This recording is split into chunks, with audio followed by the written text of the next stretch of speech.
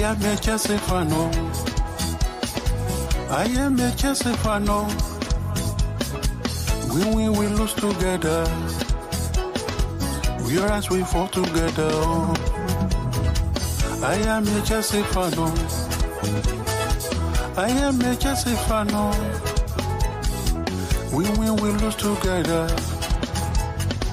We rise, we fall together. I am a Chelsea fan. I am a Chelsea fan.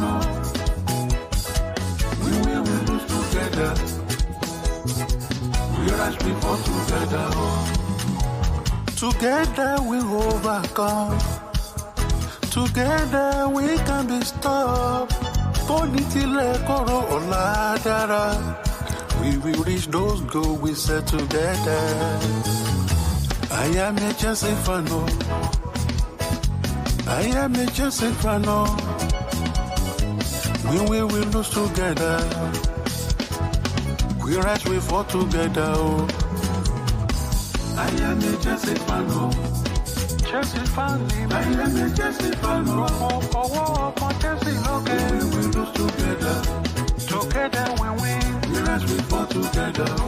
I am a Chelsea fan.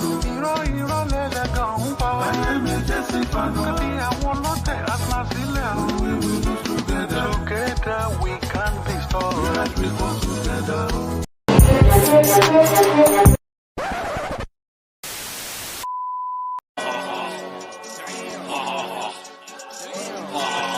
Got him.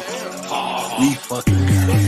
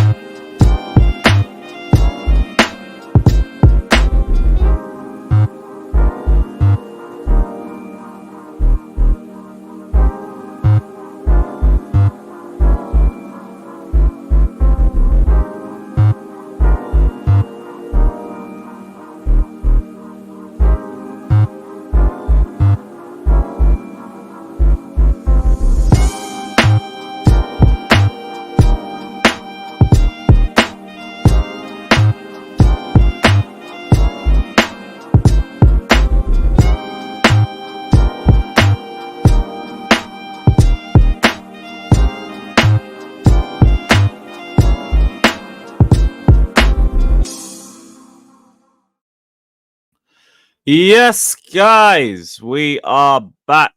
Apologies for the lateness, plus welcome to the channel and all of that. Big up to everybody. Big up to everybody. It took a fucking minute to get that thumbnail sorted out. But we are here. We are here. We've got 3 days worth of transfer news to get through. Some aren't news, some are more updates, but we're here to do the whole debunking or entertaining. Either we're going to entertain a rumor or we're just going to debunk it and move on. Obviously, link will be going out to the panel and everything. It is also the dreaded slow news day. So that means something is going to kick off. And hopefully we get some updates in between the stream too. We have 3 days. Well, 4 if you're counting today as well. Before the end of all the international tournaments. And then we go into the dreaded July 15th. Where all Chelsea content creators will be made to pay for their crimes, allegedly. And we will talk about midfielders. So keep a lookout for that. That is only 4 days away. And hopefully the transfer window will start to blow up after that too. Hey, Maldini, I know the Olmo thing got moved to July 20th, but we don't know how Klasrev moves. There might still be something crazy going on in the 15th. We never know. Or that might have just been part of his crazy ass plan all along. What's on July 15th? Ask Klasref. Ask Klasref. But yeah, shout out to everybody that's locked in. Big up to everybody. We got nearly 300 of you guys in here already. Everybody right now, wherever you are, whether you're watching this live, whether you're watching this on the playback, hit that like button. Every single one of you smash that like button. Or if you don't even rate us, hit the dislike button. It still improves us on the algorithm. So either or. Super chat if you want to guarantee your comment gets read out, as always. And it is Joey versus... I forgot who got England. In the giveaway. Where was it?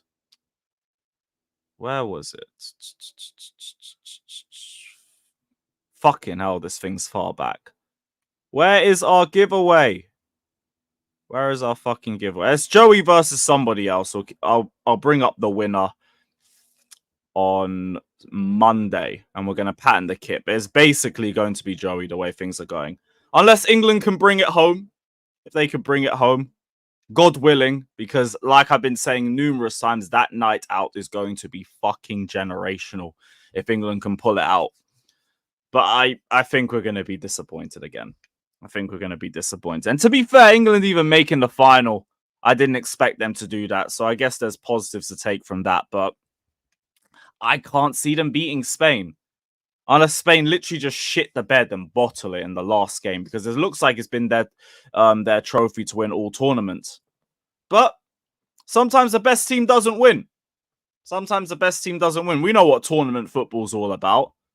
Sometimes just the team that's got the best defense or has the best moments ends up stealing the victory. And it is just one game. England are capable of pulling something out for one game. Do I see them doing it? I want to believe it. It's just every time I logically think about it, I think I'm sniffing an incredible amount of copium. But it's a final. If you can't have a little bit of belief for a final, when can you have belief? That's what I'm thinking. So fuck it. It might be coming home. Hey, Steve, a red card would do a lot of favors. Before you talk about topics, go to Sarcasm City Q&A and click the 4140. What did I miss there? Okay. Yeah, sure.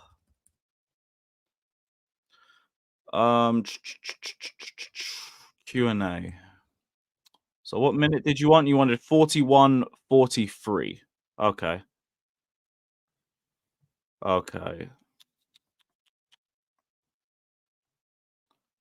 41:43.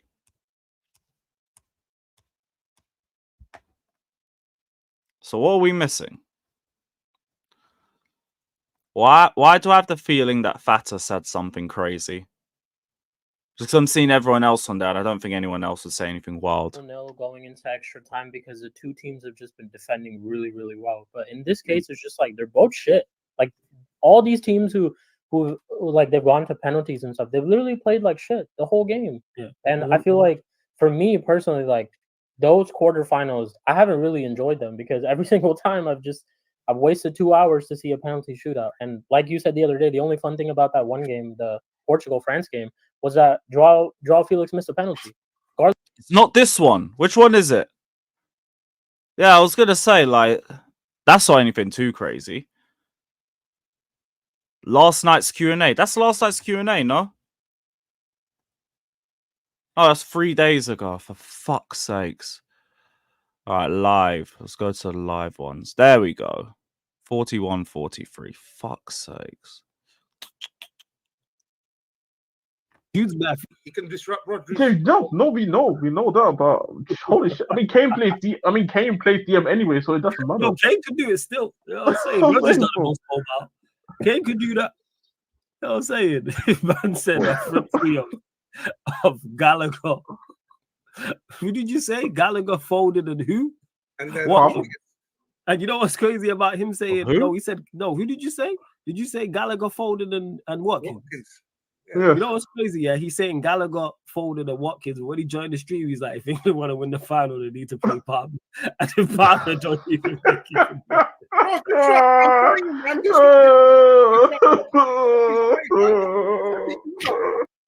Gallagher, Foden, and Watkins. See, like, I actually understand the Gallagher thing just because he always seems to do well against Rodri. The maddest thing is, I said on back again, Ollie Watkins up top makes sense. Like, if Spain will dominate the ball, England will be pegged back. If you want to hit them on the break, get Ollie Watkins. Because he's got the pace, he'll actually stay up top. And he's quick to try and go for a shot. Gallagher front three, though, I'm a little bit... Nah. If you're going to play Gallagher, throw him in the midfield. Don't put him in the front three. Fuck all that. Fuck all that. But in terms of individuals, I mean, Foden's going to play, regardless. Ollie Watkins would actually be a decent option. No, not Gallagher in the front three. Not Gallagher in the front three. You either put him in the midfield or you just leave him. Just leave him on the bench. So, not too crazy. It's just stuff Flawless was saying earlier about how he literally changed it an hour ago. That sounds a lot like Fata. Man will just say whatever's on his mind and he won't think anything of it. Shout out to Fata, though. Big up to Fata. Yeah, I wish we could see Cole Palmer starting. That ain't gonna happen, and that's fine. That's fine. If you can just bring him off the bench a bit earlier, we wouldn't mind. That's my one thing with Southgate. I know we're going to be defensive against Spain, and to be honest, I understand that to a point. My whole thing is no late subs in like the 75th minute plus, please. Let's try and be a little bit proactive instead of reactive. Fuck all that. And yeah, I mean, if we could drop Bellingham too, that would be great. That would be great. But yeah, shout out to England. I hope they bring it home. Big up to everybody. Hit the like button, subscribe, all of that shit. Shout out to Jesters. Shout out to Daniel. Shout out to CAA, Danish, Known Unknown, Warrior. Big up to every single one of you. Big up to every single one of you. Where are we going to start? I might start off with this because I don't know how legit this source is, but I see some people are bringing this up. And I guess I haven't seen any pictures of Kepa in training, so there might be some truth to this. I do hope it's true. I hope and I beg and I pray that it's true. But I want to see a little bit more in terms of a legit source before I believe in this. But if this is true, I'm going to keep a look at Alan Upper a bit more. But he has reported that Kepa's training with the development squad and not with the first team. I don't know if it's the case if he knows someone in training or he knows someone who works in Cobham, but I guess I haven't seen Kepa in training at all. Yeah, Maldini, I'm thinking the same thing too. So maybe there's a little bit of a chance. If it's true, sensational, because I don't care about like Petrovic and whether he can play out of the back and all of that shit, because Kepa's not amazing at it either. I'm not going to act like that's one of his best traits. And if it is, it says more about his other traits. Petrovic hasn't had a season that's warranted him being a number 3. He deserves at least an opportunity to show that he can adapt to Maresca's style of play. Fuck all of that. Kepa ain't even good enough at distribution anyway, and Petrovic is a much better shot stopper.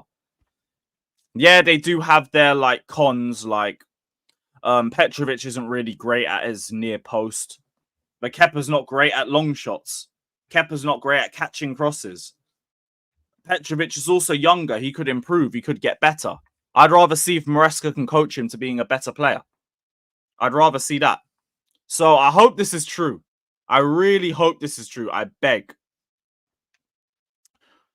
But we'll have to see on that. We'll have to see on that. If more pictures start to emerge of Kepa in training, then this was bullshit. But if no pictures start to emerge, or if we don't see him in preseason, then maybe we finally put our foot down and said, no, you either find a new club or you're just rotting on the bench for a year. You have 1 year left. We're getting minimal cash value for you. I don't care what happens to you for the next 12 months. You sort out your future because we ain't sorting it out for you. I hope that's true. I really hope that's true. Man said, stop faking the titles. Listen, brother, we had a Fabrizio tweet on Nico Williams, or he spoke about on playback. So therefore, I'm going to put Nico Williams in the title. If you don't like it, there is 2 things you can do about it. Number 1, nothing. Number 2, cry about it. But thank you for watching anyway. And also, shout out to Lee Gunner. Double unskippable. Bosh. Big up, though. Big up. So, yeah, hopefully I never see Kepa in the first team again. If I ever see him again, it will be too fucking soon. Shout out Petrovic. Sanchez, we know, is going to be our number 1. There was another report on that today as well. Who was that? The Athletic this time. Sanchez is expected to begin the coming season in the team and produce stretches of solid short distribution during the previous one. Stretches of solid short distribution. If anything, I thought he was better at long passing than short passing. Okay. There was also enough slow decisions and passing errors to make fans very nervous. Okay, so you haven't really added anything to the whole Sanchez situation. It's just another article saying that he's expected to be our number 1. Big preseason for him. Massive, massive preseason for Robert Sanchez. Look, I hope he does well. I hope he does well. I don't have a lot of faith in this guy. I've said it numerous times. But I'm also not going to go back on what I've said with the whole idea that players can improve from their first season. It's just I really need to see it from him. And I need to see it sooner rather than later, because goalkeeper is the one position where you really can't afford to have a fraud. You need every other aspect of the team to be in a really good position to even accommodate for a meaty goalkeeper. And who's to say, well, I believe in our midfield. I believe in our attack. Our defense, I think we'll have a better chance under Maresca, but that still needs to be shown. I hope Sanchez proves that last season was just a massive case of potch tax. I really do. I just find it really hard to believe. I find it so hard to believe. Is there a chance Kepa could stay in Madrid again? If Lewin leaves, if Lewin doesn't sort out his contract situation, Madrid will sell him and they'll come back for Kepa. And Kepa's been shaking his bumhole for Madrid ever since he went there. So if anything, with all those Saudi links that were out for Kepa, I think that's on hold until the Madrid situation is finalized. Does Lewin stay? Does Lewin go? If he stays, maybe Kepa goes to Saudi. If he goes, Kepa's probably going to Madrid. And I genuinely don't care how much he goes for. He's got a year left. We've spent 4 years trying to get rid of him. I don't care. I don't care. Whatever we get for Kepa will be enough. It will be fucking enough. What else? Why are we not going for Tony? Tony's apparently been put back on the list for Chelsea. I think it was only Simon Phillips and someone else who reported that. But Tony's at the Euros. So again, don't expect anything involving any English players to progress until they're all back from the Euros. Nothing on Tony, nothing on Gallagher. Well, Palmer's not going anywhere. Is there any other English players we are linked with? I don't think so. But anything involving English players, don't even think about it until the Euros are done. You're just wasting time. You're just giving yourself a headache on it. I wouldn't think too tough about it. But yeah, Tony could come back into the whole swing of things. Maybe that's why we've been so quiet on the striker front. Maybe we're waiting for Tony to come back and then we'll see what he's saying about a potential move. Maybe that's the whole situation. Not sure. But what I do know, nothing has progressed with Tony because the guy is at the Euros. So it is what it is. Everyone's just saying he's going to fail. Oh, great. Yeah, there is zero faith. Zero faith in Sanchez. Look, fair enough, innit? I want to try and talk people down on that, but like, I'm trying to talk myself down from that too. Preseason will just either reignite some confidence in Sanchez or, yeah, go for another goalkeeper. If I see howlers in preseason, please, just save us the headache, I beg. Or if anything, Petrovic might be the answer again. He might improve with his distribution. I don't know. Part of me's always wondered if if goalkeepers can be coached to become better at playing out the back, or if that sort of composure and decision making is something that you're built with. I don't know. But I would like to see what's his name? Petrovic get given another chance before we give Kepa one. I said United want Tony. Yeah, not anymore. They just got that here we go for Xerxes. I think that was like 10 minutes before we went live. So that's not happening. That is not happening. No. No. What kind of tapped question is this, my friend? No. Hell no. Like, shout out to Mino, but no. Like, Enzo is going to cook next season. I'm good. I'm good. You leave Mino over on that side. Fuck all of that. From what I read, Mamardashvili weren't necessarily great at ball playing. Although, again, I might be wrong. I've only seen stuff from the Euros when it comes to him. Not really much else. Not really much else. But, yeah, Xerxes' wages. Was his wages reported?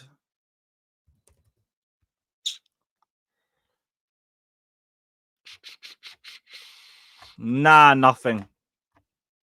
Nothing. No real reports on that one. What else said? We got the whole Lukaku news from 2 days ago to bring up as well.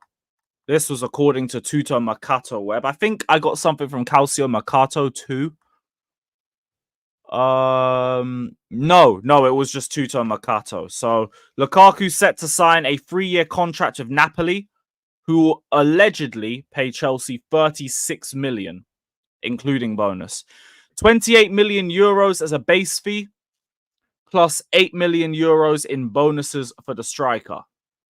So what we're looking at, reportedly, is 23 million in pounds and I think 6.7 million in bonuses.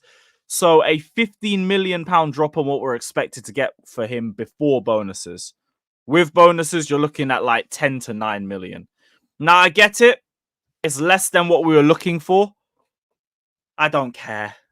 I don't care. This is like Kepa, where we've spent so long trying to get rid of this player. If this is what we're going to do, and we're going to lower our valuation a little bit just to get rid of him, goodbye. Goodbye. We've made some of the £100 million back in loan fees. There's going to be a bit of a loss involved. Whatever. Like, it was going to be a loss anyway when he fucked everything for us 6 months into his contract at Chelsea. So, fuck all that. I'm glad he's gone. Well, if this is true, get rid of him. It's just, I don't think this would be sorted until the Oshimen situation was sorted, because I feel like it's more dependent on that. And I'd be very surprised if Napoli had the resources to potentially have Lukaku, Oshimen, and Kvaratskhelia all on their books at the same time. Now, it might work out well for them to have two up top, potentially. There is a gentleman's agreement to let Oshimen go too. But part of me thinks Oshimen has to go for them to have the resources to get Lukaku, because all that they're getting for Oshimen would be up front too, because it will be part of the release clause. So maybe it's just a verbal agreement that's been sorted, because I would assume Lukaku's been in talks with Napoli. So maybe like they know what the personal terms are going to be. It will be a 3-year contract. They know what money is being offered to Lukaku. That's how much they're offering Chelsea, I guess. Whether it's been agreed or not is a bit different. Them saying they will pay Chelsea this amount, I don't think it's set in stone that that is the amount that they're looking for. Because again, Oshimen isn't sorted. You're not going to attempt to keep both of them, and I'm sure Oshimen wants to leave and you already gave him a gentleman's agreement. So I'm trying to read between the lines on this one, and I just think personal terms have been agreed. That's about it. We don't know where he's going. Is he going PSG? Is he going Chelsea? Is he going Saudi? I don't know. I don't think anybody knows right now. But it is obvious and it is clear that Lukaku is the replacement. It's literally there, set in stone for them. Why it can't just make the Oshimen transfer a bit easier? I don't know. I don't know. Why is it taking this long? Because Oshimen isn't in any sort of tournament. AFCON was in January. I don't even think he's injured. So, God knows. God knows. Shout out to Josh in the chat. Napoli couldn't risk Oshimen not leaving. And that would make him cheaper if they already had Lukaku's side. Yeah, because now you have to get rid of him too. Otherwise, that wage bill is going to be fucking ridiculous. So, yeah. Read between the lines on that one. Read between the lines. Personal terms agreed for Lukaku. I don't think it's anything else past that. Shout out to Fata. Don't know what happened to you there, but big up. Is that another picture of you? Yeah, of course it is. I swear, your season ticket seat gets you the best photos every season. Fucking ridiculous. You got clipped out of context. What, on Twitter? Or what? Let me know. Let me know. Out of context sarcasm city. All right. Let me see.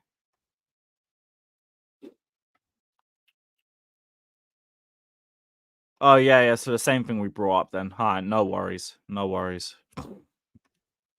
More details on the Xerxes deal. Medical test Friday. Contract until June 2029.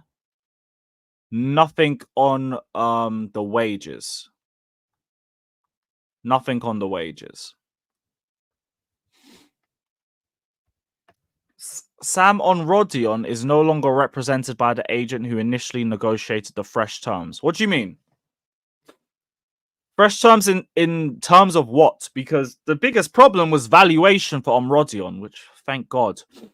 Because Atletico Madrid rate him so highly that they're going to price him out. Yeah, Maldini, I'm going to bring that up in a little sec. Because, ugh, disgusting. But just quickly on Omorodion. Fabrizio said Chelsea still appreciate Omorodion and they think he's one of the best strikers on the market. Says a lot about the striker market. Says a lot. It's on Atletico Madrid. If they open the door, Chelsea are there, but they are exploring other options. Chelsea must really rate this guy. And I guess they're seeing something that we don't. But thankfully, I doubt he leaves. He don't want to go. Atletico don't want to sell him. 80 million is... Oh, that's insane. That is fucking mental. And I hope we don't do it because I don't get why you'd go for more potential when you've already signed Mark Hiu. And he's meant to be the potential that you're going to give them minutes to in the Conference League and all the cup games. So why get Omorodion? If I'm Mark Hiu and I see Omorodion walk through the door, I'm asking, what have I done? Why am I here? What the fuck? So hopefully that doesn't progress any more than what we've already seen. But the links aren't going anywhere. And I feel like Fabrizio's keeping that name around at least for a reason. At least for a reason, because he's not tweeted this out. I think he said this on the playback. Because I saw this on Pies, but I didn't see this on Fabrizio's official page. Yeah, it was on playback. So part of me thinks there's a little something there. There's a little something on there. It's got nothing to do with clicks, because then Fabrizio would have tweeted it. It would have been an easy tweet for him to drop if it was just about clicks. Part of me thinks there's something. Yeah, Maldini, like, I'm not questioning whether Omorodion's going to ball out or not. That guy sounds like he's going straight to the top, and I do trust Atletico Madrid when it comes to strikers. It's just, I have enough potential. I have enough. If you're going to tell me he's Spain's future number 9, what did we bring Mark Hiu for? Like, is he Spanish? Or am I bugging? So, I don't understand it. But, like, you do your thing in Spain. You go ball out. No hard feelings. Like, just, yeah, stay over there. Maybe if Dobvik goes to Atletico, things might change. But I don't want to be spending that money on him. And if you do, like, you got to justify that with game time. And then you got Jackson sitting there like, why am I on the bench for this guy who got 8 league goals in La Liga? Why? And then you've got Mark Hiu saying, where's my minutes? Why am I here? Why am I here? Now, to be fair, Josh, he played for, I think, Alaves and Granada on loan. they know the potential of him because he's their player, innit? It's just they've sent him out to go get more game time because they already have more experienced strikers and he has to go and build up that experience. But no, 40, 80 million, get in the bin. Please, get in the bin. We don't need that. What do I think about Ollie Watkins? I mean, if you want to bring him, cool. But he ain't going nowhere. We can respectfully forget Ollie Watkins. We already tried to inquire before the Euros started. We were laughed out of the room. He's not going. He's in a Champions League team. He's settled at Aston Villa. He's got the opportunity to build a legacy there. I don't see why he'd leave. He's got no reason to go. So forget Ollie Watkins. Best of luck on Sunday and all of that. But no, he ain't going anywhere. He ain't going anywhere. So Maldini wanted us to bring up the new leaks for the home kit. So we're going to do that. And apologies in advance, guys. Apologies. I didn't think it could look worse. But then I saw the back. And oh dear. What is that, mate? What is that? Nobody is doing the home kit giveaway. Thank you, Nike. Literally nobody is going to even want that shit. Yeah, Warrior, you're correct, man. You're correct. Where is that? Because what the fuck? What the fuck? There it is. Brother, what's that? What's that, brother? I can't believe it, man. This kit deserves a double unskippable. Yep. Mutual agreement on that one. Mutual agreement. Nike have, they've actually been pretty consistent with our kits for the last 2 seasons. And then they dropped this. Man, I say an acid kit. Fucking hell. I said that kit's on LSD. It's insane. Has to be fake. Nope. They've got the JD models out now. This is legit. This is legit. There is nothing fake about this kit. And the shorts. Oh my fucking. I forgot about the shorts. Oh, fuck's sake. How was this the kit that they chose to go with? How? How was this the best option that Nike had? How was this the one that you decided to stick with? What? They better hope we win the league with this kit because I swear this is just 2 cheeks of arse. If you've got a bad idea of what to do with our kits, do what Adidas did and just make fucking remakes of old kits. You even did that last season and it slapped. Just remake an old kit. I'm trying to think if I've seen a worse home kit in my lifetime. 17-18 was bland. 21-22 pissed me off because it was 2 good designs wrapped into one. This might be the worst one. At least one person likes it. Fair play. Man said it looks like a forfeit. Severely needs a sponsor. Does it really need a sponsor? Would that really change things? That's the thing, Maldini. Every year I see insane concept kits. And none of those men ever get given a job. Meanwhile, this shit gets pulled up. For what? Do you want people to buy your products? You better be dropping the most insane training kits to make up for this shit. I want to see some 16 out of 10 tech fleeces to make up for this crap. I said, how can we blame this on Bowley? Hey, the Americans picked it. It's all on the Americans. Get them out of my club. Oh, fuck's sake. Space expert, like, you rate the kit. Fair play. You know, beauty's in the eyes of the beholder and all of that crap. So, fair play if you actually like it, if you're actually being serious, but nah. I need some good memories to make this kit, like, a bit more likable to me. Slap Man City. I need Arsenal getting that 6-0 treatment. I want my get back and you need to win the league. Then I might fuck with the kit a bit more. For now, eesh, it looks like an eyesore. It looks like an absolute eyesore. Abdi, like, I don't even really break the training kits like that. I mean, like, it's not bad. I wouldn't buy it.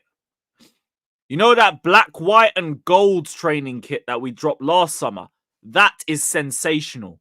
That is a sensational training kit. That colorway is glorious. Nike's last year a deal with us, what, before Jordan? But ain't Jordan with Nike?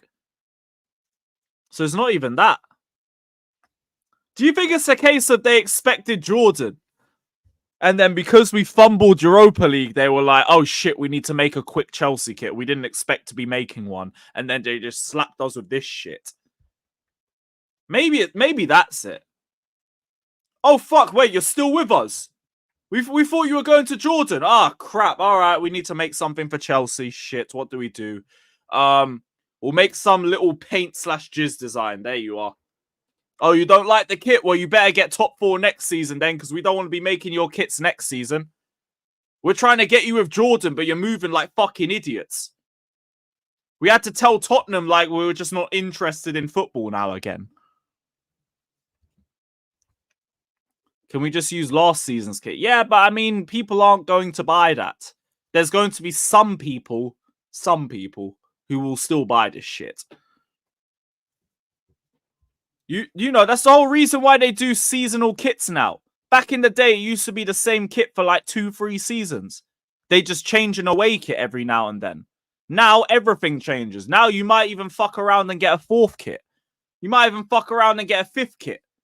Just to make a bit more money. Or if they can't do that, they'll just slap in like 4 different training versions. Anything to get the bag. Anything to get the bag. Man said they took inspiration from Pochball. You know what? Sensational. Sensational. If we're, oh shit, they're going to keep Poch again. All right, we're going to need to at least make a kit that emphasizes Pochball. Here you are. Here's this fucking mess. There you are. There you are. That kit will be sold out. Yes, it will. Trust me. I already know that. As much as I despise this kit, I get free kits from Jerseys FC. So, of course, I'm going to cop it anyway. I just doubt I'm going to wear it out. Just doubt I'm going to wear it out. But, it still stinks. Thankfully, I get a free finesse. Thank the Lord. Because I wouldn't be putting money down for this shit. I would not be spending a penny on that kit. But hey, you want to give it to me for free? Say less. Say less. We will be there. But yeah, that's why they still do seasonal kits. Because men are still going to buy them. People are still going to buy them. The away kit, though, I did see a leak for the away kit, and that's not too bad. They're even doing long sleeve kits now. I didn't expect that. That's a little bit nice. That's a little bit nice. Like the away kit, the third kit. Bring it. Bring it. No complaints there. That home shirt, though. Nah. Nah, not that. Not that one. Someone buy Lewis's kit with a Ben Chilwell name on it. Well, you have a week to do that because that brother's getting sold. That brother's getting sold. Could we do a giveaway for this away kit? Yeah, I mean, sure. I might even ask the chat that.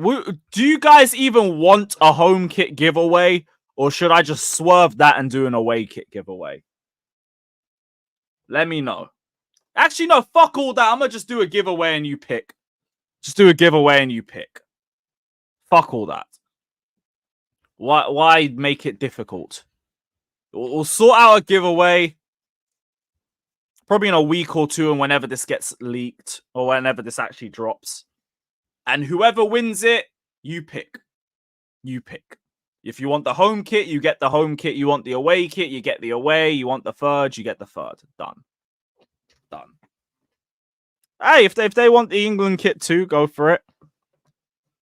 There might even be a new Euros winners version. You never know. I'll decline and just get an old kit. Well, I mean, Jerseys FC is still there for you if you want old kits too. They are still there for you. I do hope they drop some more designs as well, because I could do with a couple other kits. But yeah, you can get old kits too. Literally, we're just going to do a Chelsea giveaway. That'll be it. You know what? There we go. Done. Chelsea giveaway. You want home, away, third. You want retro. You get whatever you want. Done. Or even do the whole shirt printing and the names all sorted. So you're all good. Did I see Uruguay, Colombia? Nope. No, I didn't see that. Sorry, bro. Back to transfer news before I send this link out. Datro Fofana likely to leave Chelsea. Many clubs are showing interest in Datro Fofana. And as much as I'd like to believe there's a pathway for him, unless he shows that he's an insane left winger, it is over. Mark Hughes in the way now. We want to look at Omorodion and another potential striker. There's still Jackson. There's still Nkunku. It's over. It's over. It's a shame Graham Potter never gave you a chance, and neither did Lampard, but well. Well. Get us some money. Get us some money. How much should we buy that Fofana for? How much should we buy him for? 10.6 million. Yeah, you can flip him. You can flip him. You can make like double that. Yeah, like, I won't lie. I did want to see a little bit more from Fofana. I don't think he got given a fair chance, but what are you going to do? There's only 11 players you can play on the pitch, and one of them's a goalkeeper. So it's a shame. We won't forget those 45 minutes against Southampton before Potter took you off to play Mount up top. It's a shame. Well. If we get profit, we get profit. Did you see what has... No, I didn't. Let me know. Well, what was he waffling about now? What was he waffling about now? On Danny Olmo. Chelsea believe they are well covered for left-footers and are not working on this deal as it stands today. Right-footed winger and then a striker. So again, right-footed winger. And I'm guessing left winger. Right-footed left winger. Which again, like, we couldn't give Datro Fofana a go there. Fuck it. The dream is Nico Williams, which Fabrizio also said as well. Where was that? Yeah, the dream is Nico Williams, but we know about the price and salary costs. Part of me also wants to believe that there's a reason why Fabrizio keeps talking about us with Nico Williams, but it again just doesn't seem that realistic. We're not breaking our wage structure for him. I think he ideally wants Barcelona. In terms of price tag, I don't know if we would be unwilling to pay that. I don't know if the price tag's the issue. I think it's more salary. Maybe the fact that it's up front, but I mean, I wouldn't knock Chelsea for trying to do their typical signature move of paying slightly above the release clause so they can do it in installments. But I still think Nico Williams is sadly an unlikely target for us. Adeyemi. Even the Adeyemi links linking us away from him are bullshit. Karim Adeyemi is understood to be unreceptive to a move to Chelsea. Dortmund's still open to selling him for around 35 million. That's from Mailsport. Hopefully that's the end of this tired saga, because the rumours linking him to Chelsea were shit. The rumours linking him away from Chelsea were shit. They're all just shit. And speaking of shit, Enrique, I'm sorry, bro. 1 second. There you go. All good. Pedro Neto is one of the top targets. Where did you read that, bro? Where did you see that?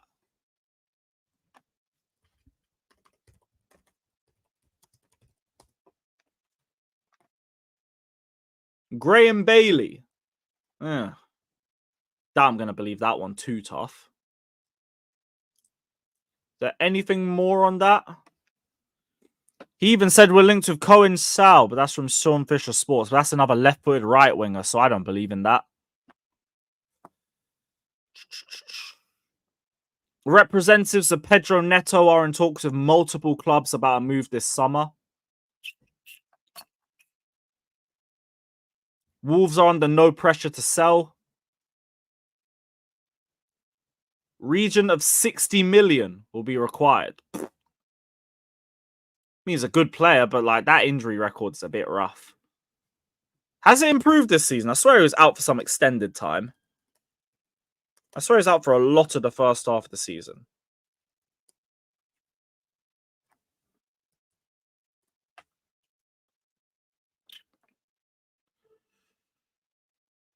Yeah, he missed half the season. Fucking hell. Oh dear.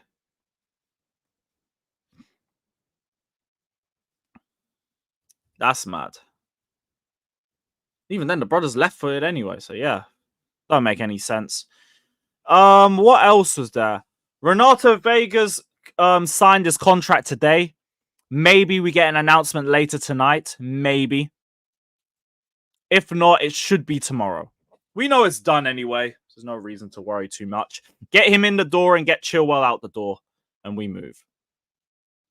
That's how I'm getting you the new home shirt with Poch in on the back. Well, I'm sending that back to you for Christmas. Up the Chelsea. One more link. Badiashile.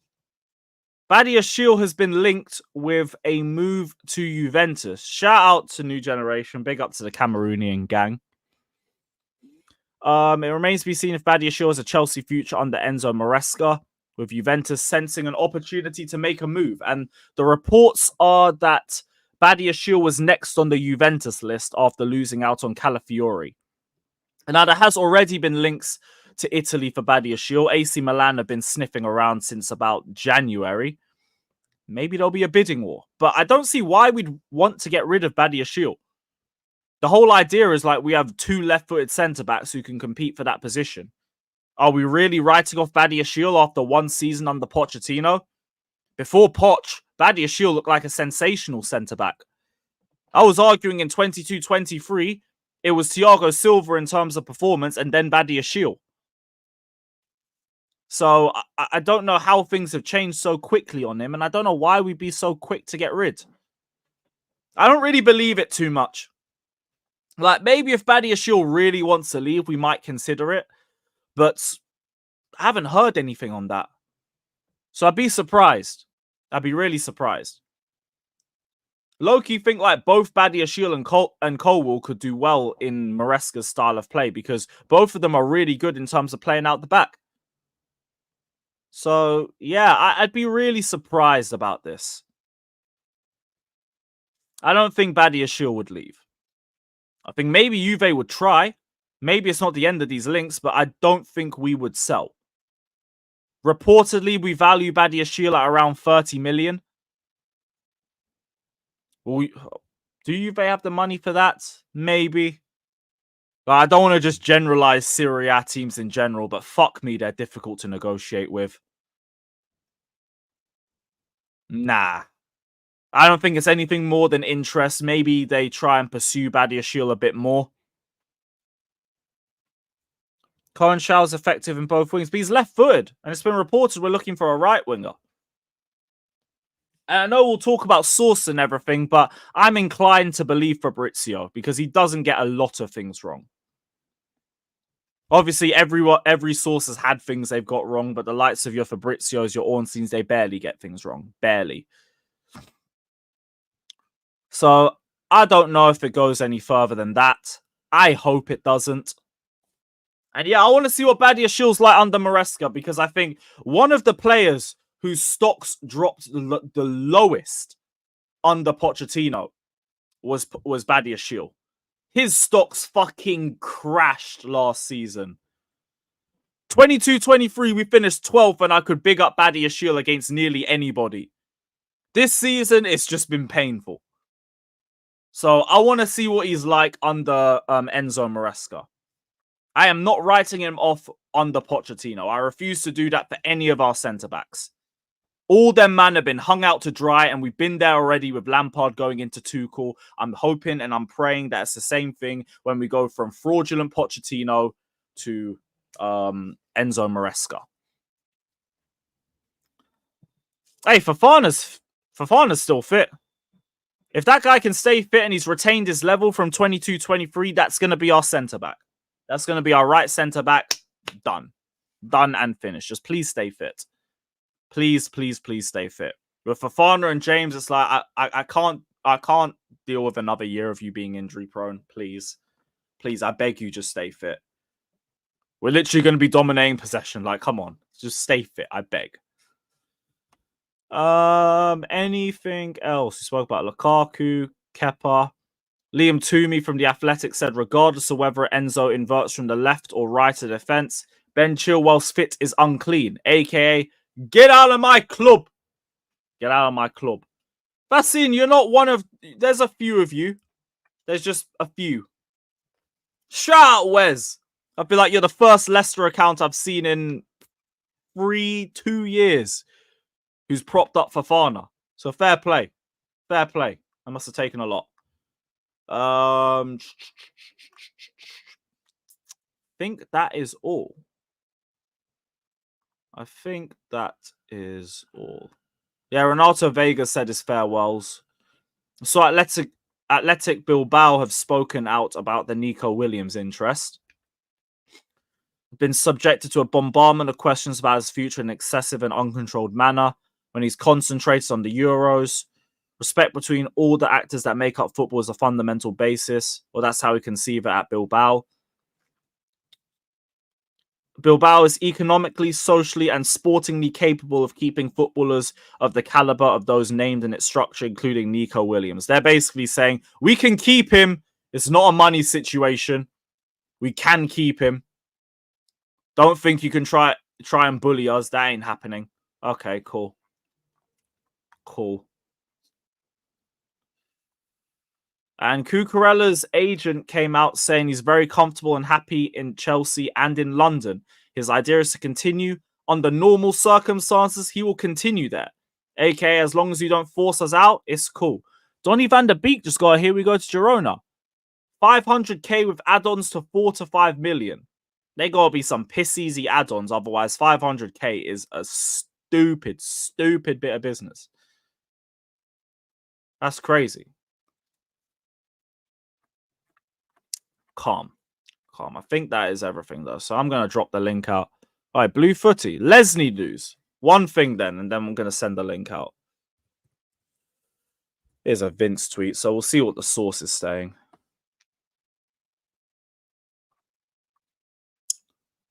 Chelsea will review loan options for Ugo Chukwu. The priority would be for Ugo Chukwu to go on loan to a Premier League club. Well, you got to make sure that that club gives him minutes. We don't want another Andre Santos situation. But in terms of Ugo Chukwu, yep, makes perfect sense. That brother is not getting game time, probably even in the Conference League. Let that brother go on loan and get some game time and just develop. The fact that he didn't even get selected for the Olympics is a bit of a bad indictment on him. So, yeah. Go on loan, go shine. Maybe you'll be back here next year. Maybe we'll flip you.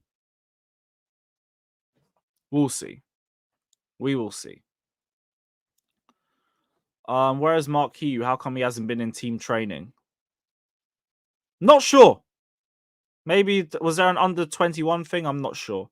Conference League away vlogs. That all depends on the away day. Let Ajax drop from the second round of the Europa League playoffs and then drop into the Conference League. We will be there. Go ahead, Eagles away. We will be there. Everywhere else, I don't know. I'm not too sure yet. Because that all depends on the country, innit? Cheeky Hungary trip. Hey, I actually might be going Hungary next year, you know. A couple of my uni mates want to go Hungary next year, so I might be there. I forgot what the place is called. Is it Sunny Beach or something? I forgot the name of the spot. Go ahead, Eagles. They're another team from Holland. So if you know, you know. If you know, you know. So if we get Go Ahead Eagles or Ajax, we will be there. We will be there. Everywhere else, I'm not too sure. Yeah, Sunny Beach. That's it. Yeah, Bulgaria. That's it. That's meant to be the plan for next year. It's just, I also think that clashes with one of the last games of the season. So I have to see what the fixtures are saying before I decide whether to go or not. Actually, yeah, just quickly. Fucking Man United at home. Oh, that better be a Sunday kickoff. That better be a fucking Sunday kickoff.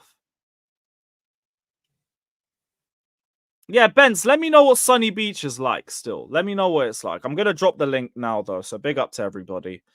Hit the likes, subscribe, all of that shit. Shout out to everybody that's locked in.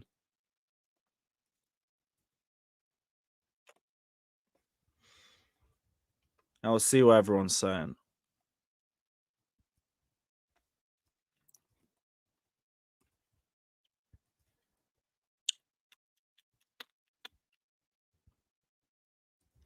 Didn't even expect to go for an hour with all those topics, but fair play. I can talk for fucking England.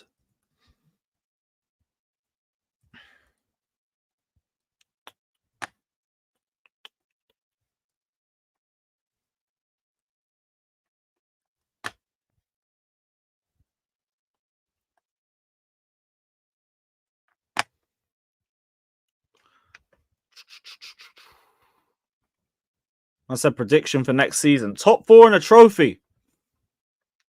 Top 4 and a trophy. Past all of that.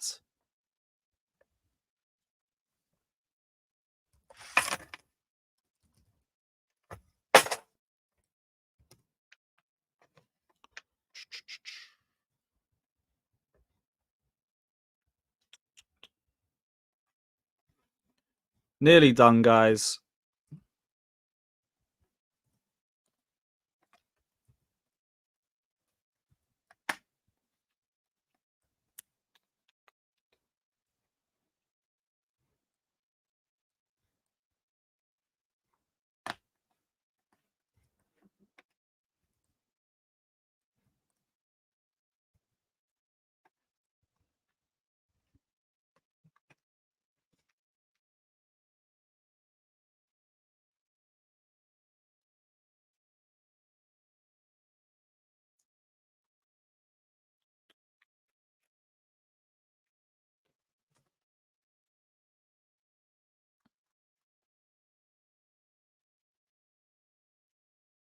Why the fuck is Insta bugging? Oh, fuck's sake.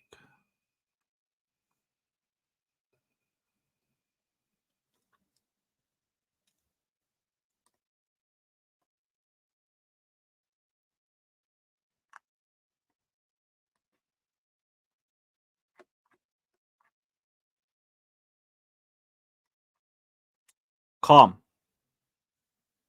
Calm. Yes, Nathan. What are you saying, bro? Oh, big up, Lewis.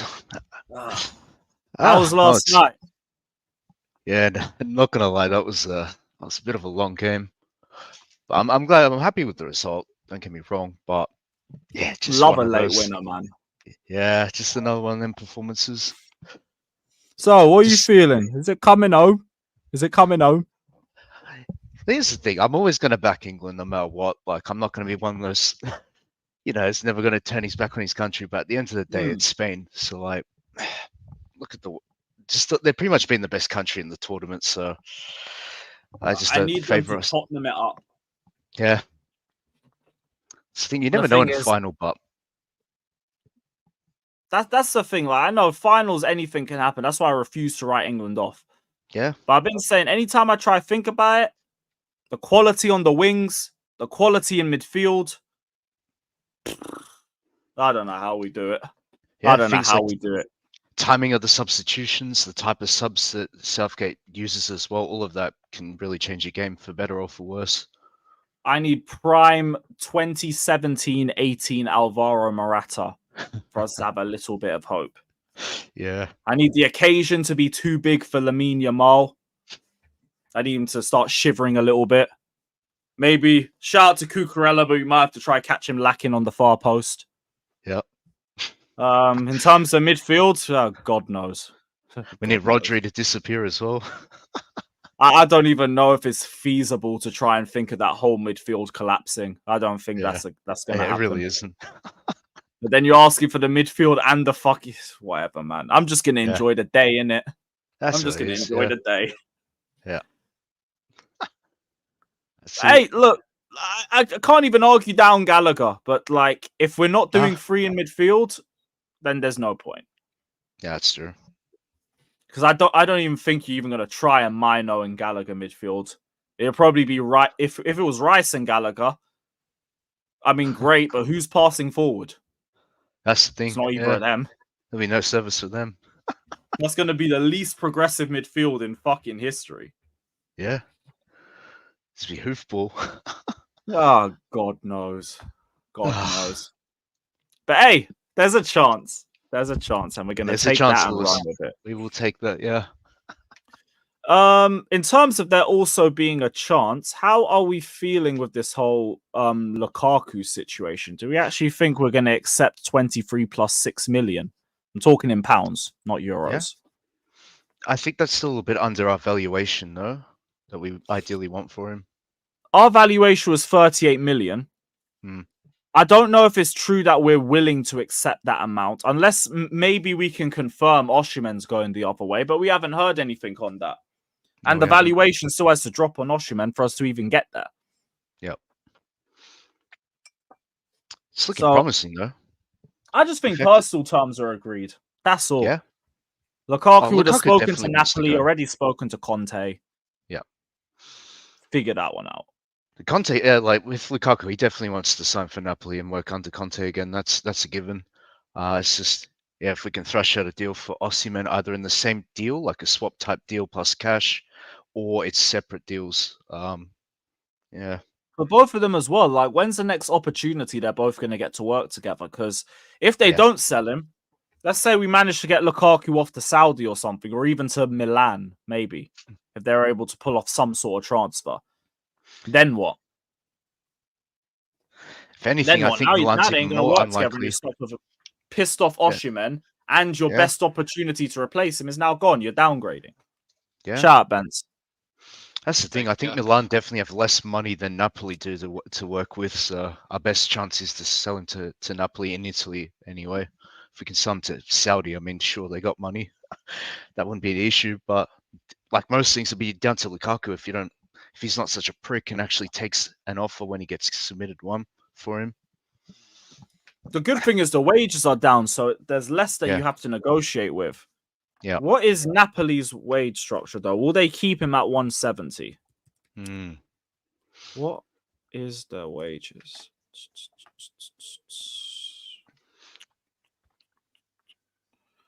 So Oshimen's on like 230, 220k a week. Okay.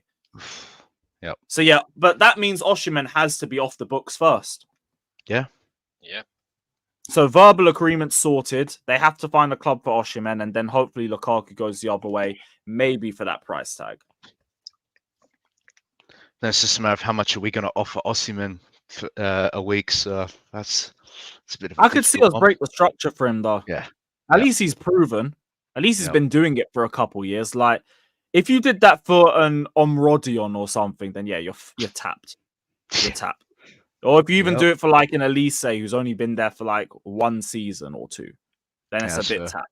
Yeah, at least Oshimen's been the main number 9 in the top 5 leagues since like 2019. He's got the experience. He's got titles in there. Yeah, mid-20s. Yeah, all of that. So I could see it like just 170 to 200k, heavily incentivized. Yeah, that should work. Because he does want the Chelsea move, and no one else is coming for him in England except us. Yeah. Arsenal haven't come in for him. United, that's done now. Wouldn't go Liverpool. City aren't going to spend the money. I don't know how credible they were, but there were PSG rumors I heard as well. Yeah, going into PSG Osimhen. rumors are there. Yeah. But apparently Oshimen wants the Prem. Yeah, that's true. So that might play a little factor for us. Yeah. Hopefully Lukaku patterns up for us, but we'll have to see. Not gonna lie, all things are looking like we're gonna get this deal done. To be honest, Oshimen and Lukaku, both of them done. Quite confident on that. See, from the outside looking in, I'd say I'm not sure. It's just I assume Lukaku, Oshimen needs to go somewhere, and Lukaku needs to go somewhere.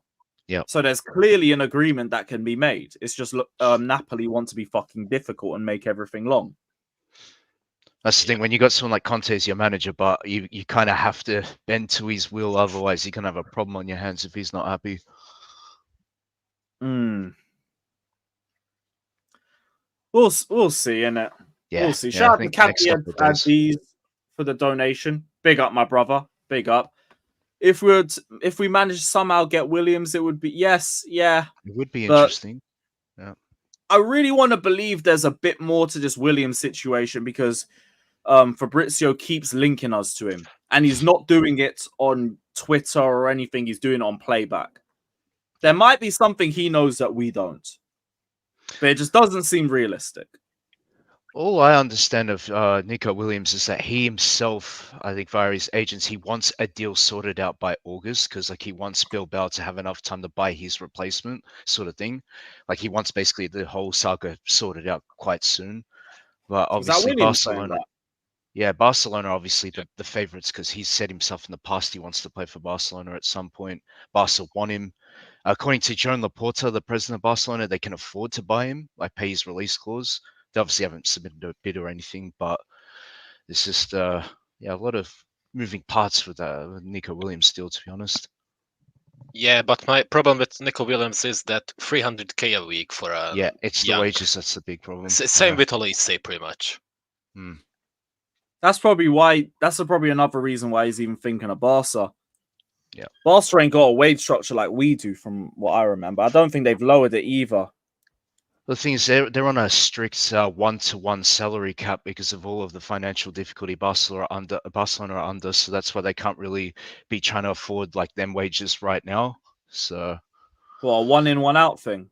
Yeah. Well, it's like for every like 1 million like spent brought in, they can spend 1 million. You know, like so they're really under tight restrictions. They can't spend anywhere near what Real Madrid can spend on income. Fucking hell, their wage bill is a mess. That's why they want to load Rafinha out. That's correct.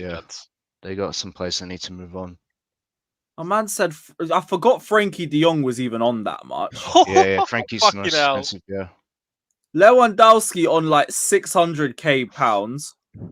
Ilkay Gundogan's on like 300. Ansu Fati, bruv. Yeah, look at Ansu Fati as well. Oi. No wonder Rafinha was so desperate for Barca. Jeez. Yeah. If I recall correctly, Lewandowski has a thing with his contract that each year his wages get lower, I think. AC's on like the equivalent to 150k a week, if not less. Marina, you will never see the pearly gates. You disgrace. Yeah, that wage bill is ridiculous. Yeah, it is. Yeah, no wonder Nico Williams wants to join that. Also, Clement they win the Euros too. It's that, and also like that whole left-hand side is his for the taking. Nico Williams if he signs for Barcelona, so like he knows he'll be guaranteed playing for Barcelona if he signs for him. They win the Euros, his stock's going to be an all-time high. Yeah. Fucking hell. Clement Longley is on 230. That brother haven't played for them for 4 years. Yeah. Yo, what a finish! This is why I can't argue too tough on a wage structure. Even if it's like, but I want to get Nico. Look, I get it. It takes one brother to not live up to his wages, and then everything's fucked. Yep. Everything's fucked. Yeah. So cool. If they want to do the strict wage structure thing, no complaints here. As long as there's the odd player that you're willing to go above for, somebody proven, stick to it. Stick to it. Let those players that we have earned their way into getting a higher wage structure. Yeah. Like your Palmers, please give Palmers that. That's the thing. Clubs like Barcelona, obviously, with their commercial revenue, the fact that they sold the rights to the stadium to Spotify and all that, like that's how they brought in all this money to afford them wages. But other than that, they would not be able to afford them wages at all. If they were basically operating like we do in a stadium that we have, of course. The stadium's massive. But it just goes to show you, if you don't check your wages, how much of a problem that can become. Mm-hmm. That whole De Jong deal's crazy. 700K a week. Because it increased as well. It wasn't initially what he signed on when they first bought him. It went up. They actually inserted like this clause that the following year it will go up again. The next year after that, it goes up again until I think it reached like a similar cap to what it's on now. So that's why they screwed themselves by doing that. Yeah, and they still owe him money from the COVID times too. And that too, yeah. That 10 hat theory. That 10 hat theory is looking nice right now, bro. That Every day, like, it's like adding another layer of tin. Mm-hmm. It is. I'm like,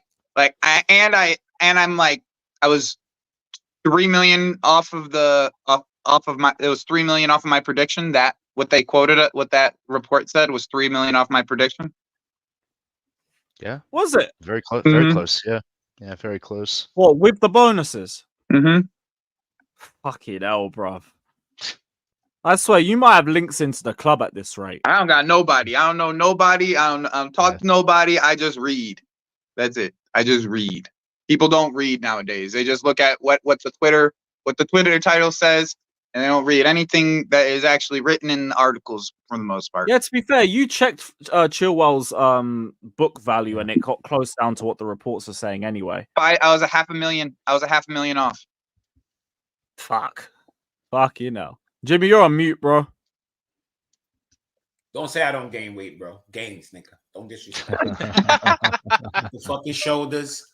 Look at the neck. Come on, yo. Come on, man. Your shirt fitting a little bit tighter. Come on, yo. Come on. Real shit. Shout out to Anti LaFleur saying we're definitely not going after Lukaku now to bring to Milan. We're going after Morata and another striker after the Xerxes mess. Fair enough. At least it means I don't have to hear anything about a loan offer. So, yeah, that's good news. Who's his team? Who's his team? AC Milan. AC Milan. Oh, okay. Yeah. You leaving the Taking gym right the Broly now? deals died too, then. Keyshawn, I ain't even go to the gym yet. I'll be going later, man. Yeah, I had my day off yesterday, to be fair. I'm going later too. Tomorrow. How would you guys feel about Sancho? Yo, yeah, run that. Yeah. Bro, didn't I bring this up yesterday? Yesterday, No. I brought, or 2 days ago, I brought that up. Yeah, we was talking about that the other day. Yeah, I've been trying to speak into existence since.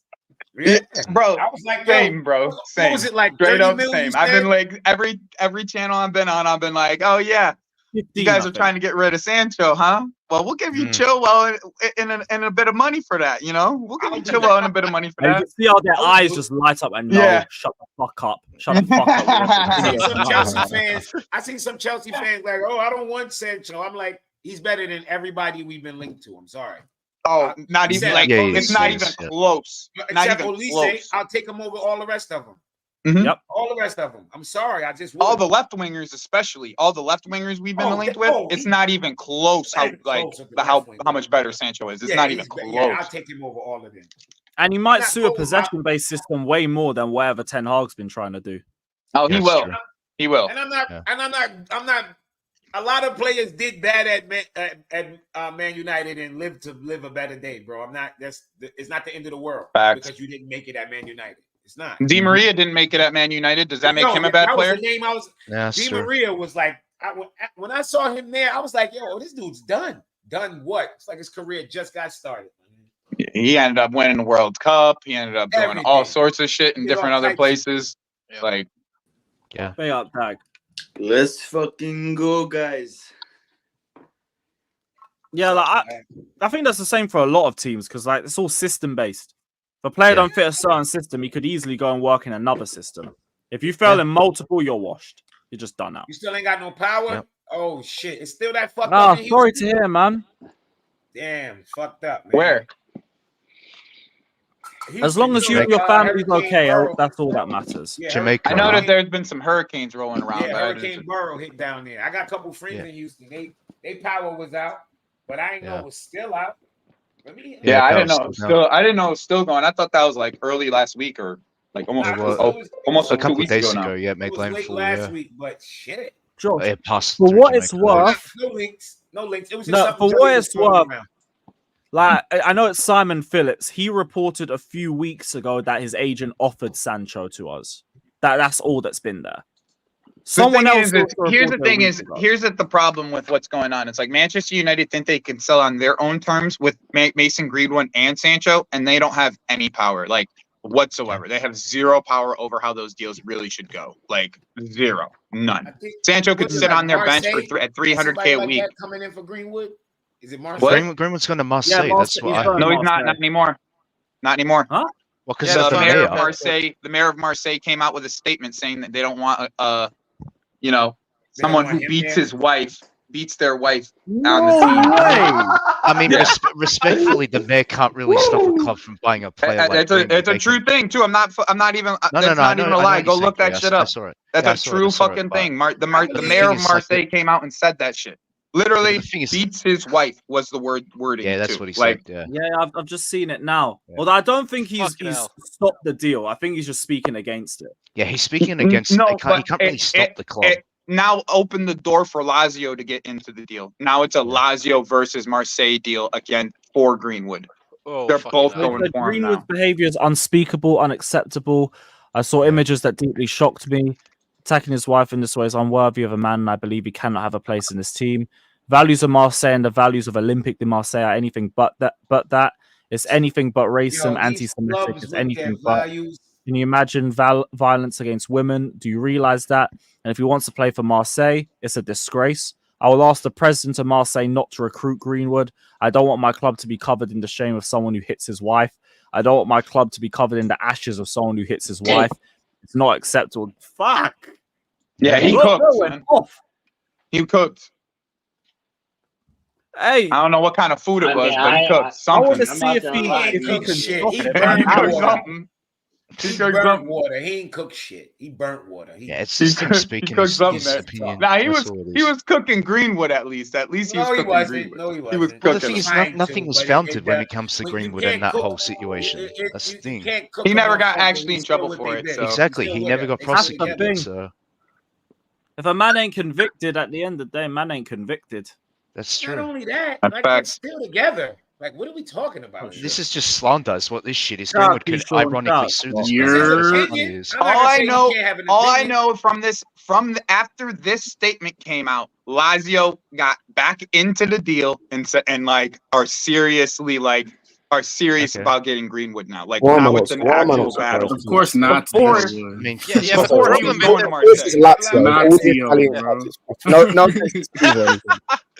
Fucking Lazio. Lazio written all over it. The Lazio history. Fucking hell. They did get a bunch of money from selling Milinkovic Savić, and they're getting money for Ciro Immobile, so it can definitely happen. Yeah. That's crazy. You know what's funny? Greg Berhalter got his job back after finding out he kicked his wife. Isn't that crazy? Yeah, 40 years ago. Like, who cares? Him and his wife had a fight 20-something years ago. Like, people are retarded. Yeah, that's what it is. That's not why I wanted him sacked. His wife had a fight. Yeah, that's not why I wanted him sacked. What the fuck? 20-something years ago. I wanted him sacked because he's ass. That's why I wanted him sacked. Son wasn't getting playing time, so that's how much they cared. We care so much that we waited 20 years until you benched our son, and now we're outraged. People are fake. Miss me with that fake outrage. That's what I'd be so mad about. Like, people would tell you I never really had a like for me, like that wasn't really the issue with Berhalter. For me, he was just ass. Like he was just ass. I understand that, but it's just not even just Berhalter. It's just people just phony. Period. Like, people be like, "Oh, we have to protect the children," and then you look on the guidelines of how you sentence people who are PDF files, and it's like, wait, that little bit of time. So, do you really care Niggas that sell weed get more time. Yeah, that's true. Yeah. Facts. Women who decide to sell their own goods get more time. You feel what I'm saying? So it's like people talk out the side of their head, man. People talk out the side of their head. Like it'd be crazy. People don't be really caring. Don't get me wrong. I'm not saying that. I guess the whole thing was society overall don't be caring. Yeah. Don't be giving a fuck. Yeah, I get you. I was just bringing that up because of like how it impacted the transfer. No. I get it. Yeah, it definitely impacts because he's the mayor. If he jump out there, he's gonna push this narrative, and then he's gonna have exactly. That was the whole thing for me. It was like it definitely impacted the transfer itself, but like outside of that, like Greenwood hasn't been convicted of anything. Like here's the thing with this though, Exactly. Joey. He's just guilty in the Greenwood eyes. me out of He this is, conversation. We Really all know the thing. this. Yeah. He would tear that league the fuck up. And Oh, he's while gonna he's cook scoring in that 35 goals, they're gonna be in there fucking cheering. Le fleur, baguettes. They ain't gonna remember none of that shit. That's So facts. that's I mean, true. and he, That's especially under De Zerbi, the kid would have cooked. Like he would have cooked. Like cooked. You know that Like he now. would have cooked. He would tear that league the fuck up. He would tear that league the fuck up. Yeah, he would. Yeah. Last year was his first year back, and he was player of the year and for Getafe. Yeah, Hitafe. Yeah. Just getting his feet back under. And Getafe is like had This like idea that somebody there. that young, You should see the wage bill of Getafe, bro. And then you have Greenwood added to that, and he scores 20 goals in that team. Like you should just see 100%. like the team that is built around Greenwood and like what he did with that team is extremely impressive. Just talking football. We're just not talking only football. that, right? Like even if you feel like Greenwood did what he did, right? Cool, he did what he did and all that. You could be against him, you could wish the worst on him. But this idea to think that he doesn't have the right to live his life and be a part of society and go about his life, you that's where you lose me. That's where you you lose me now. Like, okay, he did whatever happened. The reason why I wash my hands and go, whoop, her dad, who's her protector, her Faja, you know the Faja, there's a mother and a father. Her father is okay with Greenwood. She's back okay with Greenwood. Her parents, who the fuck am I? Who am I to be sitting here about? You should, please. Her father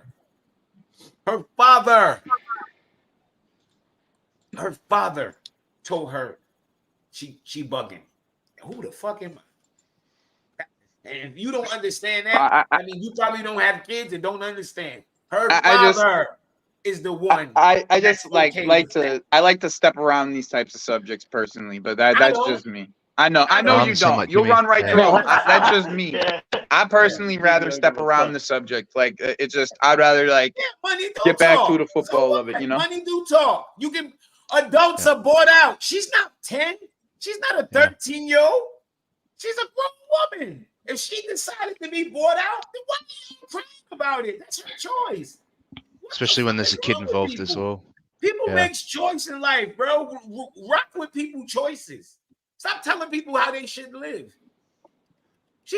Even if he said, I'm gonna give you this money to whoop your ass, and she say, okay, who am I? Yeah, why are you judging? Yeah. Judging shit. What? Okay. If I see a dude whooping a chick ass and I step in and go, hey, yo, my man, what you doing? And she go, mind your fucking business. I'll be like, yo, uppercut, bam, uppercut. Left, right. Yeah. I mean, what the fuck? She won it. You know what I'm saying? What? Yeah. What am I saying? What we talking about here? Whatever's consensual, so whatever's consensual. Whatever's consensual, bro. I got nothing I can do. It's nothing I can do. I can think the worst of it, and then when I stop and think of it and take myself back from the situation, I go, wait, that's an adult over there choosing to be up. It's your choice. What the fuck am I doing? What can I do? Yeah. And does it change my opinion of him? Of course. It changed my opinion. It was worse before, but then I realized she like it. So he's doing it to somebody who wants the shit. Yeah. What the fuck? know what the fuck to tell you. So I can't be mad if she ain't. I can't be mad for you. So just wheeling this back to Chelsea again, I don't know the legitimacy of this source either, but I did see this get pulled up from Blueco Extra. And we haven't seen any pictures of Kepa in training either. You weren't at the Euros, you weren't anything like that. So maybe we finally washed our hands of him. Maybe. I'm not even. This guy is not even a stressor to me, in my opinion. Treated like Ziyech last season. Come on. I'm just glad I'm not seeing Sanchez v Kepa. Yeah. That to me is enough. Sorry, Scott. Because they're both shit and they both won't be here come like the start of next season anyway. So it's coming out. I mean, Sanchez, I'd kind of hope. I guarantee you this is Sanchez's last season at the club. Yeah. Damn, the faith is that low. No, I Yeah, hear it. Bro, I've said it before in the stream. Every single manager, bar one, which is the manager who brought him into the first team in the first place, every other manager he's been under has dropped him. Every other manager. He'll get dropped again, bro. You know it. He'll make a dumbass mistake and get dropped That's again. what I say. Like, I could see a world just because of like other targets and whatnot, and just like different planning. I could see a world in which he stays this season, but he doesn't make it past next summer. Maldini, I swear to God, I'm gonna block you, Maldini. Yeah. Yo, Maldini's been on one, son.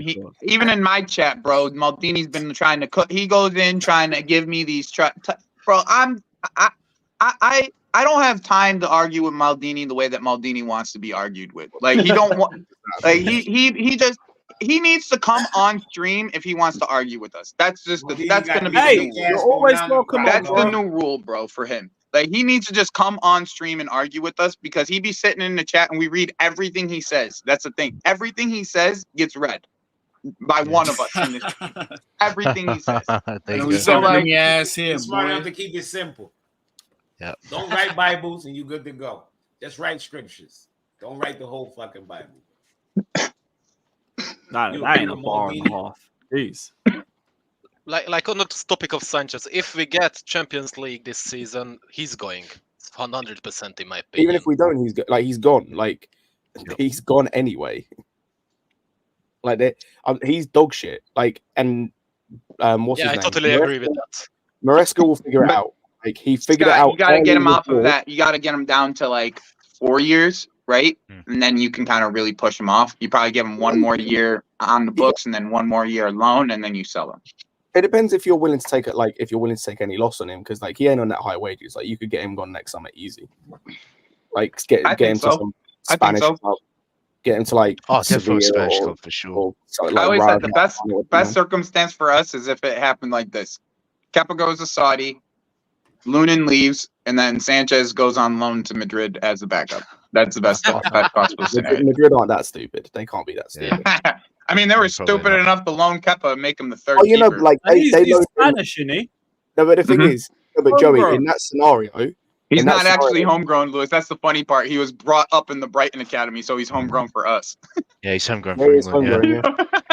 That's the funny part about it. He's not even Spanish homegrown. He's homegrown for. But I believe in the Spanish league, there's no homegrown in registration. Yeah, I don't believe so. Yeah. But yeah, the thing is with the Kepa thing, it made more sense because they brought him in as third choice. They brought him to compete with Lewin, and then he became third choice because he's that shit. Eden Osman, that's bullshit. Arsenal fought to the last game of the season, and they do not have a good goalkeeper. Fall back. They still don't have a good goalkeeper. Yeah. And I saw a report that they're trying to sell Ramsdale for $50 million. Good fucking luck.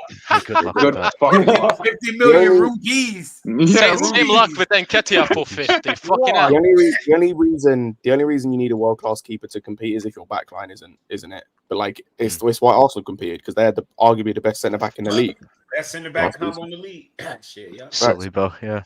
And so it's like they could afford to have an like below average Raya in goal because it didn't matter. Like, and that's the thing. If Tosin or Fofana, if he could stay fit, and Cole or Badiashile, whoever starts on the left, if they show like if Badiashile shows what he was doing under Potter, even as bad as we were, if he just shows that level, or if Cole steps up, if Fofana gets back to his best, or if Tosin steps up, then cool. Then we don't need a world class keeper. If they step up, then we don't. If they show the level that we saw last season, then yeah, we probably do need a world class keeper. But like, we can afford to wait with that one. Get me a striker. What? Courtois has That's been about man of the winning. match in Striker or CL goalkeeper, finals. that's it. So what? You gonna Give me a name- fucking striker, bro. So how Give many me a other striker. CL finals have the keeper been man of the match? Fall back, man. I ain't trying to hear that shit.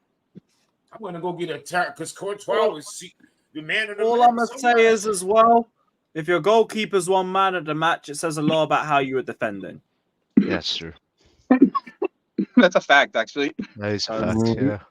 That means they had a lot of shots. Like the Liverpool final, bruv. Like Courtois made like 9 saves. How the fuck did they have 9 shots on target? That shit's crazy. He was getting peppered. Yeah, and if they had Kepa in goal in that final, long. Oh, fucking long. Man are losing. I mean, 3-0. Allison. The reason why Allison's so good is because his one-on-one is defending is like makes him the top of the top. But outside of that, it's like you're getting. You see him on pens recently. I saw him on pens. It was probably as bad as De Gea, bro. And De Gea is like the worst I've ever seen. They better go scout somebody So, that's good with their feet. Danish. So answer your question. Money, no object, Costa. Yeah, that's. We can't go. That's my yeah, dream that would signing, be but my anyway. answer too. But I don't think you know what I mean.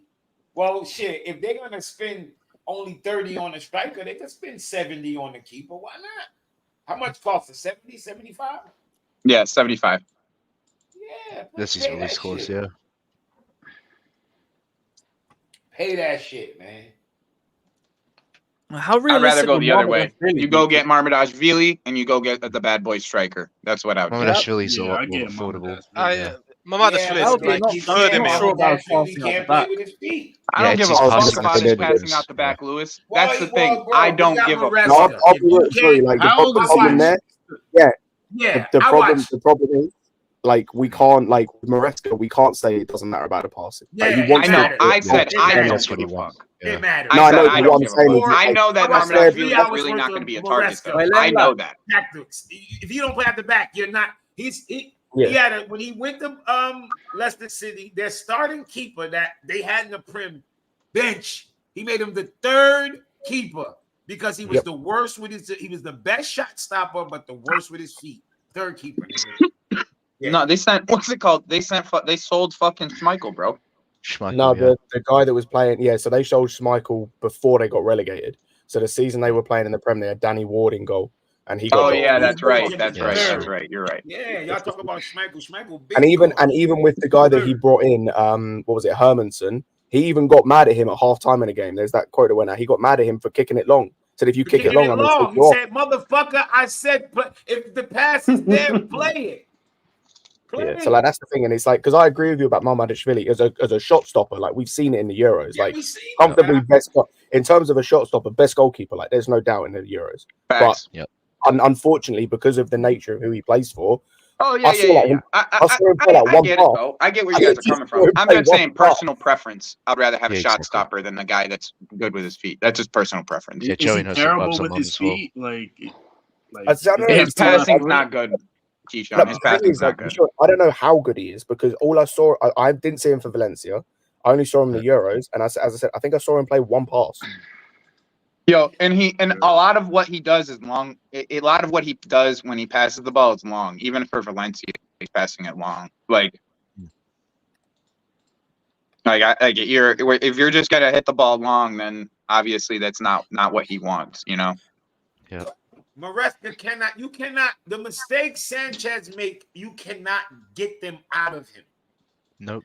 They're literally physical errors. It's not like I made a He's bad a idea. It's like bozo, my bro. pass was They're mental errors. terrible. he passes They're to mental other errors, teams. though. Yes, Bro, he passed You from can't you fix, argue- you can't to the fix other mental team. errors.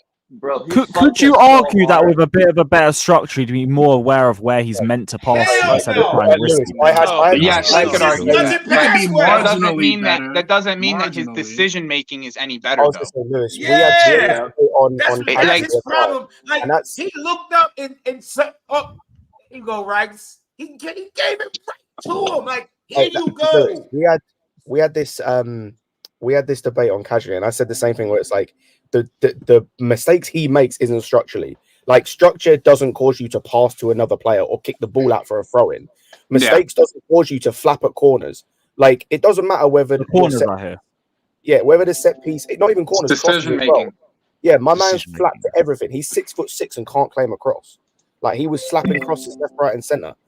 He punched a guy in the head trying to claim a cross or a corner or whatever it was. That's like true. that, Yeah, that's what he I'm took saying. someone Like out. the mistakes he makes aren't a Yeah, the system passes he problem. make out the back, you be like, Yeah, that's oh not a my system God, problem. he just gave it. He gives it right to the other team. You be like, yo. And then the No, but one that pissed me part off. of me is just trying to think, could that just be like lack of instructions or anything? Because I'm just No, thinking, if that's there's more lack of options and you ability. know who to pass to, or who you Lewis, expect you're to right. start It the is, process but with. still, there still is a factor of decision making that's involved there. Like there's still a factor of decision making that needs to be involved with How him. many times? Think about how many times we've seen this. Gusto's on the right side by himself, nothing there, and all you see is him going. Ball over his fucking head. Jumping up. And Sanchez, my bad. My bad. Yeah, you're fucking bad. What the fuck? But that's what I'm saying. Maybe take the decision from and be like, look, your job is to get the ball and you pass it to this guy or to this guy. And then they go and they pass it, they get to this guy. Bro, why can't Mama Dash Billy like, do he that put then? too much on it. He overcooked it. Why can't Mama Dash Billy just pass it to this guy and this guy? Because he's I not hear good it. That's why passing. they want to give He him got no another season because they're hoping he can do it as well. Yeah, he's not a good passer. I'm trying to play devil's advocate. Please just bear with me, guys. No, I get you, Lewis. I get you. I actually get the argument, but there's still like when teams press us, there's still a sense of decision making that still needs to be involved. Like he still is making passes where like our midfielders where a man's pressed on their back. Like you can't make that fucking pass. Like there's so many times where we're cussing out Caicedo and the ball's coming into Caicedo and he shouldn't be getting the fucking ball. No, like ball should period. not be coming to Like him. he shouldn't be getting the ball. And it's like and the person and he's the one that him and Disasi are the two most culpable of doing that specifically. It's like it driving the ball into someone who's not open for that ball. And it happened so many times last season. I mean, the Rice goal is a perfect example of it. Like you're trying to go and hit the ball into a player who had players on him. Like it did not make sense. And this is, and as much as you want to say like the formation and the setup and the setup of the buildup is going to help him, it will in certain scenarios. But once again, if we get, and this is my whole issue with the type of striker we have, the type of striker options we have, if we get pressed and they just they press us from the while we're building up from the back, we're going to be left in the same scenarios. Like Sanchez is going to make mistakes. Our defenders are going to make mistakes. If we don't have an outlet going over the top, we're going to keep making these same fucking mistakes. It's not going to change. Nothing's going to change unless you actually get the profiles of striker or to get the wingers going vertical. Like it won't change. Like that's the problem. Like that's my biggest problem with the setup of the personnel that we have at this current moment. That's like almost a personnel issue. Like between Sanchez, between Jackson not being the greatest aerial hold-up player, between Mudryk not making runs in behind when it needs to happen. Like these are all things that I'm going to be looking for in the build-up play to see if they're actually going to change. Because if not, we're going to get pressed every single game again, and we're going to see the same fucking mistakes happen. Like plain and simple. Yeah, Lewis, what are you doing for the final? Still in two minds about it. There's somewhere in Central I'm trying to look at. So you let me know what Colchester's saying. I might be driving to Germany if you're potentially game. Yeah, maybe. I'll shout you afterwards. That might be a shout still. Yeah, shout me after. I was trying to call yesterday about it. Oh, fuck, my bad. A lot of alcohol. Sorry. But yeah, Joey, the pressing thing, I do kind of hear. What Sanchez is like under pressure, even in a different structure, I don't know yet. don't know yet. He just panics. The thing, That's it. I'll say he just panics, and that's the difference between like him and Petrovic. And I tell you what, Raven's comment is, I think actually like I could see that being the case, where it's like Petrovic understands his limitations. Where it's like you go back to the thing you talked about, Lewis, where it's like not having a lot of instructions. The difference between the two is Petrovic understood his limitations, and there were times, especially like when he first came in. Obviously, as the season went on, it got a little bit worse here and there. But when he first came into the team, if Petrovic didn't have a pass on, he'd just clear the ball. He wouldn't put the team under pressure. He would clear the ball. If it went out for a throw-in, which like sometimes is fine. The difference with Sanchez is Sanchez would be under no pressure, look up, try and play a ball and kick it out for a throw-in. Whereas Petrovic would understand the team was under pressure. I just need to clear the ball. I need to get the ball away from this goal, and would put it as far down the pitch as he could. That's the thing. The best way to describe it is he has the jitters on the ball. Like that's the best way to describe it. He looks like he is like he looks like he is in 10 minds when he has on the ball. He just is like he looks like he's shaking when he's on the ball. That's what it looks like. He's shaking in his boots when he's on the ball. And it doesn't look like he's ever been any different than that, just that. Shaking in the boots while he's on the ball. Like that's been his entire lifetime. That's what it's been. Yep. That's what it looks like to me. He just looks nervous every single time he touches the ball. Like at feet, like when the ball's coming up in the air, like Scott says, he just looks nervous. He comes off as this really stern, confident individual, but like once he has the ball at his feet, it like all of that just goes into like he's a little mouse. Like he doesn't like he's nervous. You're talking about Petrovic or Sanchez? Sanchez. Sanchez, he's the same player as Willy Caballero. He's the same thing. Him, Claudio Bravo. They're just. I'm not a fan, bro. He fucked us so hard in that Arsenal game, man. I still haven't really forgiven him for that. You, not us. I was not touched. I want to let that know to authorities. Oh, it is what it is. Man, pause. But I'd rather have someone hoof the ball, though. The difference is if someone's nervous, I'd rather have them hoof the ball long to relieve the pressure than have someone try to hit a through ball into Caicedo's feet when he has a man on his back. Like that's the difference. I just find it like it's the Arsenal game isn't what like that was obviously the turning point, but the funniest bit with Sanchez the whole season is my man came back for one game and put in such a shit performance in a cup game. They then got dropped. He then got dropped because of that. How shit he was in that game. He came back. Like that's unreal. Given the semi, brother got dropped. That's why it doesn't make sense to me, bro. Like Enzo saw it firsthand, bro. While he was on the other team, like he was on the opposite side and saw it first fucking hand how bad he was. Oh shit! 3 Premier League teams want Ugochukwu. I read that wrong. That's cool. Yeah. I'd be interested to know who. Yeah. I hope it's Ipswich. Yeah, I'm hoping it's one of the promoted teams. Yeah, I want to be Leicester would be dope. Leicester, Palace. Yeah, Leicester would be dope too. Yeah, I don't want him going Palace. They've got a similar situation that Forest had before they took. Didn't Leicester just re-sign Ndidi? Yeah, but they got Ndidi. They've got Winks, and they got and then Chowdhury are their only midfielders. Yeah, and they lost Dewsbury. What about Winks? Yeah, so they got 3. So Chowdhury, Winks, and Ndidi. They're only 3. And they lost KDH too. I won't be staying in the Prem because I want to watch him. He need Prem experience for sure. Oh, that would be dope for him to stay in the Prem though. You're right. That would be dope. I actually want to watch him play. Like that's what I'm saying. I'll get to watch him play. Hey, Fulham's not a bad shout. They just lost Paulinho today. Yeah, Fulham's not a bad shot.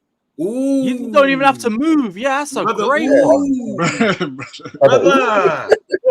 Brother. That's it. That's a good one. Shout. Playing under Marcus Silva as well. Fucking shout. Even if he don't start, he's gonna get a lot of games. Yeah, that's the thing is it's okay if he doesn't start, but he just has to get game time. Like a player, you know he's gonna get fucking game time. Like just something opposite to what Forrest was, bro. Because what Forrest was with Santos was just there has to be the pass. And sorry, that's literally why I don't want him going Palace. As six it would be to play under Glasner. Oh, don't go to Palace. No, I don't want him to go to Palace. Bro, they've literally signed like 2 midfielders this window. They got like 6 midfielders. They're doing a fucking Forest. They got like 6 of the brothers. Yeah, we don't need that. Yeah, we don't need that. I personally think you need really 5 if you're not in a European competition. But that's just and plus with him staying, that's one less European spot taken up. Yeah, man. Yeah. Like if Santos had to go on loan, I guarantee he's gonna be like 20 Premier League clubs looking like, yeah, we'll take him. Come on, bring him. I think Santos 100% staying with the first team at least. So I think so too. But I'm just saying, I wouldn't be surprised if he stays the entire season, at least until January. Reported. Yeah, like no option to loan him, sell or keep. Yeah, I don't think like the Alfie Gilchrist and all those guys gonna be right here in England.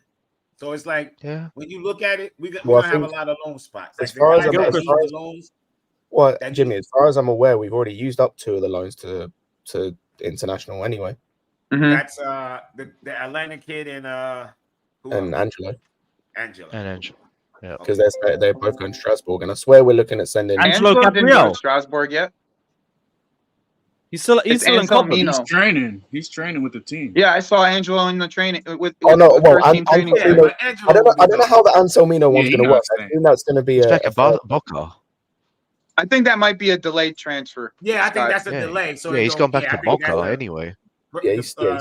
No, but when you do that type of thing, right? It's the same kind of thing you did with Nkuku. You know what I mean? You buy him, but he stays there. The purchase doesn't go through until the window, the next following window. I don't want him. I don't want him either. Bro, there's so many loopholes to this shit. Now that if you think about it, there's so many loopholes to this shit. Like 100%. If you really put it into perspective, like how everything kind of really works, it's like there's so many ways to actually get a player over the line if you really think about it. Stay on loan with y'all for another 6 months, but he's not actually on our books yet, so he's actually on loan. And you pay, and sometimes, Jimmy, when there's obligation to buys, they'll throw like a portion of what like a chunk of the money that they're going to spend on the guy up front in like multiple payments too. So they'll split up that like first upfront payment before the loan purchase comes into play. So then you'll do like a 2-year loan with a guy and then have like a payment plan of like, 10 million for a 30 million pound player. And then you you pay the extra 20 to 25 in 2 years because you know what you're going to get out of the player. Like that's the kind of, there's so many like little stupid like shit like that you can do nowadays, and like I only know like a handful of shit. Like I can only imagine what these guys what the fuck they know. Bro, these guys that's what I'm saying. Bro, nowadays though, you see especially with American ownership groups, right? They're bringing in people that are literally specialists in structuring salary caps, into structuring wage bills, things like that. So it's a lot more creative. You're even seeing it with like how we're doing like swap, like even the Premier League and other leagues are doing like more swap deals, right? That was back in the day. That never happened. They would never do that back. So, but you know what they call? Come on, you hear them? They call capologists. That's what I was just about to say. There's a term for that now. There's like an actual title for people that do that. They're called capologists. I was literally going to just say that. Yeah, I'm just someone put in the chat as well, and I just checked, bro. Our squad is fucking huge at the moment. Hey, we need to get rid of some of these brothers. We need to fucking get rid of some of these dudes. It's really not that big. Yeah, because if you look, a lot of them some of them motherfuckers are already like that's including the Lukaku's. They're like halfway out, bro. Yeah, no, but that's what I'm saying. There's a good 6 of them that are halfway out already. Just as much like good at some players. Like we need to get them gone.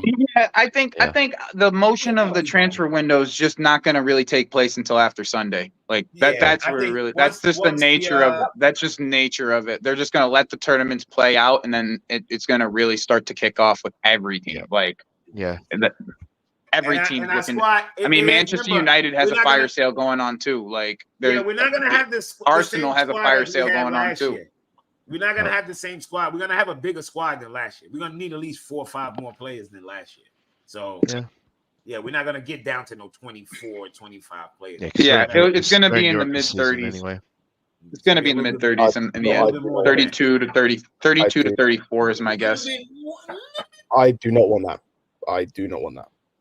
Do not That's what my guess is. We're playing a lot of mid-30s. games. That's the same issue we had under Potter. Is we had mid-30s players, and you ended up having the same issue that we're gonna have this season. Like, I agree, we need a bigger squad, but we need like 28, 29 players. And then you could fill those last couple of spots. I don't know. If you Potter, could fill those last couple of spots with a couple of youth man, your Tyreek Georges, your Kelly man. But to be honest, bro, I'm pretty sure that 41 number is with these youth players. Is my point. Is like that's that in the end, like that's my point. Like I think that Joshua Achimpong and Tyreek George and these men that are part of that have been told that they're going to be a part of the first team is part of that 41 number in the end. Like that's I think we would know that, else we wouldn't know who the fuck else is these 41 players. Yeah, You know what I mean? where Like, else 41 who the fuck is players, these bro? 41 niggas? Yeah. If what I don't actually know who's registered, but I'm looking just on Wikipedia, our squad on Wikipedia. 43 players, and Achapong isn't in there. Like, there's some of our random people that like come back from loans and whatnot. But it's like we need to. Who though? Like who? But the difference between with Potter had a bunch of vets that Fofana, Angelo, Burstow, Andrin's in there. Like, we need to just get rid of some of these, man. Just I mean, like those are guys that I don't all those guys expect. don't matter. None of those dudes matter because we know they're going on loan and we know they're staying in England. Or So they're they don't even being matter. sold. I forgot Burstow was even alive after that But they're Wimbledon. not even game. sold yet. They so young that it's not their Fucking time hell. yet. Yeah, they not. Where's He Ronnie just said Scudder? Andrin, and I was like, bro, Andrin. I totally forgot about fucking Andrin. Yeah, no, I forgot Andrin's. What about Diego Moreira? What happened to Deegsy? We don't. If you look at that squad, some of the people he named, we don't actually have 43 people. Like, Yeah. we don't actually.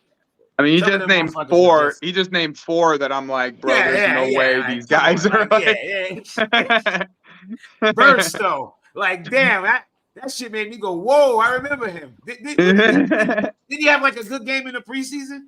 Or Yeah, scored a he goal? played a good preseason game. He had a good preseason. But then he played That's what it against Wimbledon and he did the square root of nothing. Yeah, Never heard of him. that's what it was. That's what Yeah, he went out on loan. And then he went out on loan. Yeah, that's what it was. My guy said the square root of Ronnie nothing. Scudder was on loan, was on the bench for one game against Bournemouth, then disappeared. Malang Sarr, every month. I remember he Malang Sarr could have been left. 43 list. He's He did hiding. not want to collecting drop checks. his wages, so he stayed. They should said just pay out his Ah, contract. bad How luck. many years is left on that thing? Just No, pay that fuck shit that. out, The bro. team that wanted him said just lower your wages. He said no, so he has to go play for fucking PL3 or PL6. To be fair, I can understand why they asked him to lower his wages because they're one of the 8 clubs that are facing bankruptcy at the moment. Yeah. But So I not can only that, understand the wages he on, he's not worth nowhere. On no team or nowhere, he's worth 100K. That's why, Nowhere. bro, you just pay it out and be done with the fool. No, Chelsea good. then you I take was a gonna say loss. You still his take a contract, loss when you pay it his out. contract ends this summer. Yeah, you don't pay it out. Let So it it's end. done. I mean, You need to take a well, loss. I say this summer as in next summer, 2025. yeah, so a year from now. Yeah. So, yeah, I mean, either way, I guess that doesn't matter for him. I mean, if he's going to, like, if you get the 1 year up front or you get the 1 year sitting at PL2, PL3, like, you're still getting paid the same that year regardless. Like, We don't, but somebody help you're not me going to with get this, nothing right? for him. So, When you look, right, Danny Olmo cooks in Champions League. He cooks in his national team. I don't really get to see much of regular season. How can people get out of that and then be like, oh, he's shit, I don't want him at my club? What the fuck? I'm like, yo, what do you have to do to be a good footballer then? Every time I see Olmo, he's doing something. He's being a problem. He's doing something. Like, I can understand you saying he's not my style of baller. I don't want him. But he's shit. Could we please stop using that term, he's shit? Olmo is nobody. If he's shit, there's a lot of motherfuckers who shit. There's a lot of Just motherfuckers. to point something out, he's not better than Kunku. Yeah, I was they're gonna not even the say, same Mark, player. Mark, They're not even the same player. Mark, that's a Mark, stupid bro. take. That's a really bad there's take, a brother. lot of I'm gonna be motherfuckers honest who with you. shit. That's a really bad take. What's a really This bad man be take? shoehorning all these players into like one Almost category better of than like Nkunku, bro. on the ball Who attributes. said that? Fuck. Mark in the chat. Oh, nah. He's a good player. My issue Yeah. with him, the reason why I don't want him is we literally just signed someone in his position. Like, at what point do we say enough? No, not for our club. I'm just talking about that. Oh, in general, yeah, no, in general, I yeah, was he's like, a I was good on a player. stream where it was like a multiple panel of multiple, and like everybody was like, "Nah, I don't want him. Nah, he's shit." Yeah. I'm like, "Shit." He's not shit. No, here we go, Danish. I'm Here like, we y'all go. bugging, bro. Yeah, like it's You like already Paqueta? Hell yeah. You see Yeah, how Paqueta's Paqueta dope. play in the Prem? He's a Prem midfielder. Yeah, I rate Paqueta. Yeah. His name is Mark. Well, he's off the mark on that with that comment. Hell yeah, I rate Paqueta. Paqueta and Bruno Guimaraes. The other day, me and fucking Alex went in here arguing about Bruno. I thought I'd take Bruno, bro. Fuck I'll take that. Bruno. I'll take Bruno as well. Fuck Yeah, he talking about. I said Bruno be boss in the midfield. He talking about Bruno don't boss the midfield. Rodri Yeah. does. I said, yeah, Rodri does it at a higher level, but Bruno does where it. would you He play doesn't Bruno, boss the Scott? midfield. I said, I don't know what the fuck you watch. I know. Daniel, I'll be watch real. games If, with if, Bruno if, in the if Prem. I had the choice, and this is the thing, like I'd have just not signed KDH, signed Bruno, and play Bruno at the 6 and Enzo at the 8. I You could wouldn't see sign that. who? KDH. Yeah. And pro Bruno at the 6, Enzo at the 8 with who? With Caicedo. Caicedo. That was my midfield three. I don't know about that midfield. That's not Enzo and Caicedo as your most forward midfielders. Bro, I'm calm with bro. I don't like they could bro. Daniel, do you know what it is? Do you know what it is? I know the guy behind him can cook because he's done it in Newcastle in that midfield. I know he can cook. So it's like, cool. I know he's cooking. So you motherfuckers in front of him, work it out, figure it out. Caicedo can play advanced. Fuck That's what I'm that. saying. I seen him do it for his country. I seen him do it for Yeah, Brighton. Caicedo's passing I ain't range worried is about what he underrated did for for sure. Poch. I ain't worried about He's nothing. cooking, but in that Most of these dudes midfield, did for I Poch. don't know. Like even for us, like the best that we looked was when we had a number 10 that was good, like an actual number 10, right? So like when under Palmer played in the middle, Poch or no Poch, he just looked a lot better. That's fair. But like the thing we is need like somebody who's able to attack those, like make those runs and find those pockets. Yeah, Caicedo and Enzo can play forward, but they're not like that. we got an issue then because like we then need another winger, another right winger. Get Bruno.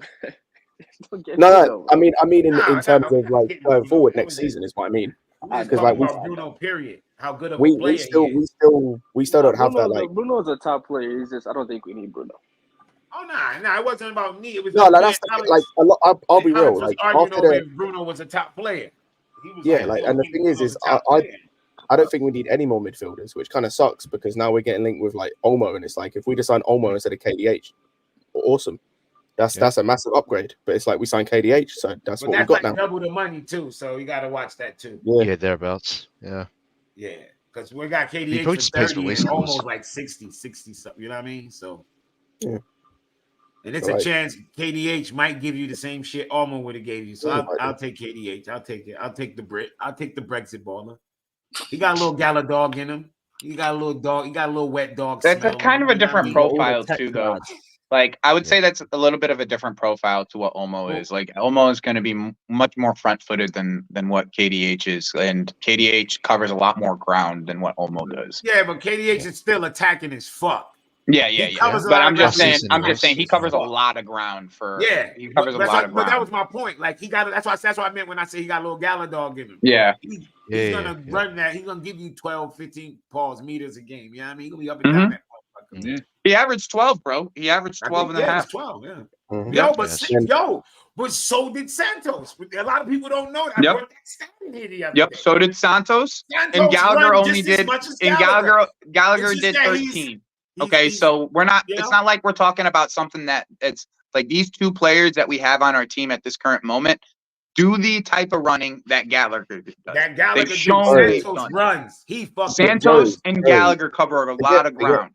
Joey, forget these two players. Most players you can find can like if you ask them to. Give them a Yeah, but job, that's but Scott. Scott, I'm just going based off the argument and the stats, Yeah, the right? argument. The argument is Gallagher covers a lot of ground, and I'm saying KDH covers a lot of ground. He's a lot more attacking, and Santos covers a lot more ground, and he's just a better footballer. Yeah, Santos covers a lot of ground, man. He covers a lot of. He does. He covers a lot of ground. It's underrated the way that both the kids seasons that had at Santos are kind of underrated. Like if you go look at the stats for Angelo, he had it was top for U21 players. He's one of the top 5 players for chances created, open play chances. This kid actually is really good and Man, we're not talking about it. What I was impressed We're not even by, talking clutch about it. goals, clutch key passes, like shit like that. I like shit like that in football because he a is lot of fucking a people baller. fold in the clutch moments. Like fold, you watch it with your eyes. Like players like Bruno and motherfuckers, they run, they hide. Like they run from the ball. Santos is young as fuck. And Every time I think of something like that, I think of Higuain in the Argentinian finals. Hiding from the ball. I was watching that game live that Santos scored the game winner. All that game, he was calling for them. I'm like, yo, this fucking kid different, man. I was mad as hell. Bro, he's a leader too, is the crazy part. Like he walks around like a leader. That's the way he just walks around. Age. And look at their face. He's a fucking kid, and he's out there like a grown man. He's out there. I like this. He's my. I told you I'm being shameless with one player. It's Santos. Fuck that. Yeah, he's captain of his under 21 side anyway. You've been on that too. You said that last back year in Santos for a minute earlier. I didn't want Lavia because I had him, but because I have Lavia now, I'm not excited anymore. I don't know when they fucking. I don't know what's gonna happen with Santos and some of these guys. Like, it's hard to kind of get excited because he could go alone this year, do extremely well, and get sold. So you just I don't want him to go alone. That's when I don't want him to go alone. I want him to stay on the first. I need him staying. Fuck that. Yeah. No guarantee. If he go on loan one more time and get a taste of that, first he's gonna want to be. If they keep him here and work, he's not gonna be first team thirsty. If they send him out and he go and do what I think he's gonna do, I don't think he's gonna be where he's not gonna be on. Jimmy, I'll be real. I kind of agree with you. Anyway, I think it depends where. I think you could afford to send him on another year to Strasbourg, but I agree. If you send him to like a Porto, you can't send him anywhere else though. But that's what I'm saying. Like I'm saying like you can't afford to send him to if we send him to a Porto or something like he was going to go last season, and he goes there and cooks and helps them maybe win the league or something. Yeah, it's over. It's over. Done. I mean, even Strasbourg is the same thing. Like, but Strasbourg is different. Like, if he proves himself, and one of those teams come in for him, it's that like I said. I agree with you about if he gets enough playing time elsewhere. Like, he's one of those guys where once he gets to a point where he's performing to a certain level, he's not going to want to stop. He's not going to come back. He's not going to want to be on your bench. He's not going to want to fight for a spot. Stay here, he's going to have to come back. Work his way up. Yeah. And if he doesn't make it, then he'll get sold. No. He's not gonna. He's not gonna fight for a spot, bro. Well, then he's gonna get sold. That's it. If you don't want to fight for, that's what they want here. They want competition. If you can't make the first team, you're out of here. He'll fight for a spot. I ain't gonna say he's not gonna fight for a spot. Yeah, I don't know about that. That's everything depends on how the team looks if he goes on loan and he comes back. Because their players, I mean, like someone like Lavia, we haven't seen Lavia the entire season. I'm expecting him to come back and have a great season. Yeah, me too. If you come back, you have a great season. Yeah. If you establish yourself before the next player comes, he can come and do what he wants, but you've already been here for an entire year. You know what I'm saying? So that's what I'm saying. I don't want a loan even to Strasbourg or whoever else. Here's the thing, Daniel. I think you're putting Lavia and Santos in competition with each other. But I believe Santos can play more forward than but Santos likes to play the same spot Lavia play. Santos likes to be the first man to get the ball off the back line. Sometimes, but I do believe he has the qualities to be able to play more forward. Is my point. Yeah, but like Daniel was saying, you can have the qualities, but you gotta have your eye on where you know you could get in, where you could fit in. He's gonna be eyeing Lavia's spot. think if he stay here, he'll be willing to work his way up, opposed to leaving and coming back. That's I how think he's look the at it. backup to KDH. That's my opinion. I think he's the backup to any one of them if he stays. He's the backup to any one of them because That's why I think he's the direct backup him. to KDH in my He could opinion. be the That's backup my for, opinion. He could be a backup for the sitting six. Yeah. He could be a backup for the attacking eights. Right. So don't loan him. Exactly. Yeah. If you're here, you can fight. Because for me, you have your 3 starters, right? And in that midfield, and usually it's like 2 other players who rotate in whatever position it is. Right now, we don't know who those 2 are. But if it ends up being Lavia and Chukwuemeka, because Chukwuemeka is still going to be here. There's a lot of other guys that people are not even thinking about. Chukwuemeka is still going to be here. And whether you say Santos, Chukwuemeka is better going forward than Santos I've seen from Santos. He's a true 8. So then it would be the Caicedo backup. Exactly. So you have to back up Caicedo, and then there's the issue of like he doesn't get injured, and he didn't get. He doesn't. That's what people have to understand. You don't want to take him off the pitch either because you're one of your best players that are going to play. If we'll play 70 games, they're going to play 66. That's just the reality, right? There's certain players who, if you play 80 games, those guys are going to play 70. That's just the way it goes. And but it's probably one of those guys. Gonna get hurt though. And that's the other thing. Is like, can we trust Carney to stay healthy? And then if you get Ugochukwu, if you move Ugochukwu and Gallagher, right? If you move Ugochukwu and Gallagher, then you have 6. It's just 6 in 3 positions. Yeah, and then on that depth chart, Santos is the 6th. If you look at this offseason, right? That's what it is. That's what it is. And last offseason, it's none. Football, international football, no rest. It's gonna be the same shit. People are gonna be dropping like flies. I don't give a fuck what nobody say. Players are going to be injured. I'm not banking on Lavia to stay here the whole season. 100% injuries are gonna happen. But the players who I've always believed this, right? I'm not one of those who believes certain players are just durable. They're going to play.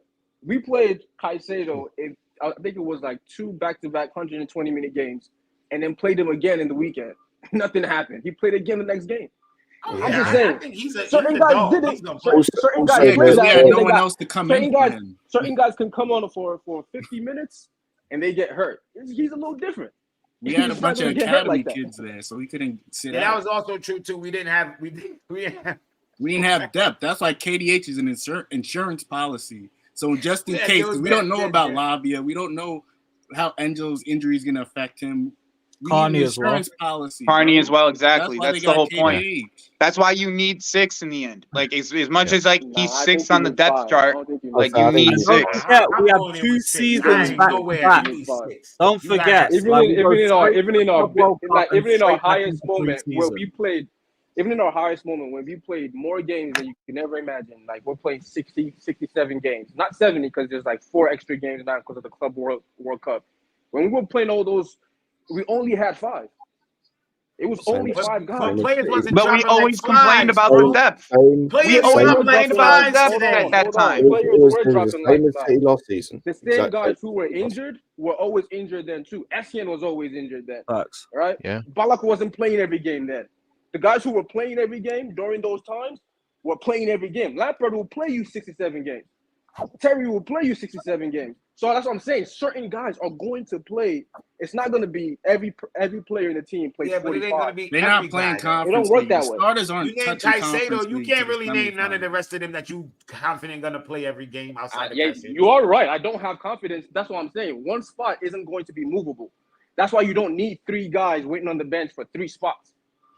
You get what I'm saying? Like one spot isn't going to be movable. Whoever it is, it's just they're going to be playing conference league. They're going to be playing cup told you that. Too. Yeah, bro. Like this is this scenario we're in though, Daniel, is a little bit different than before. Like the season, because the way that the seasons are this year, right? We're going from the Club World Cup is at the end of the year this year, and it is gonna by the time we're done with the Club World Cup, we have a month before the season starts. The next season starts. So it's like almost 2 seasons back to back, bro.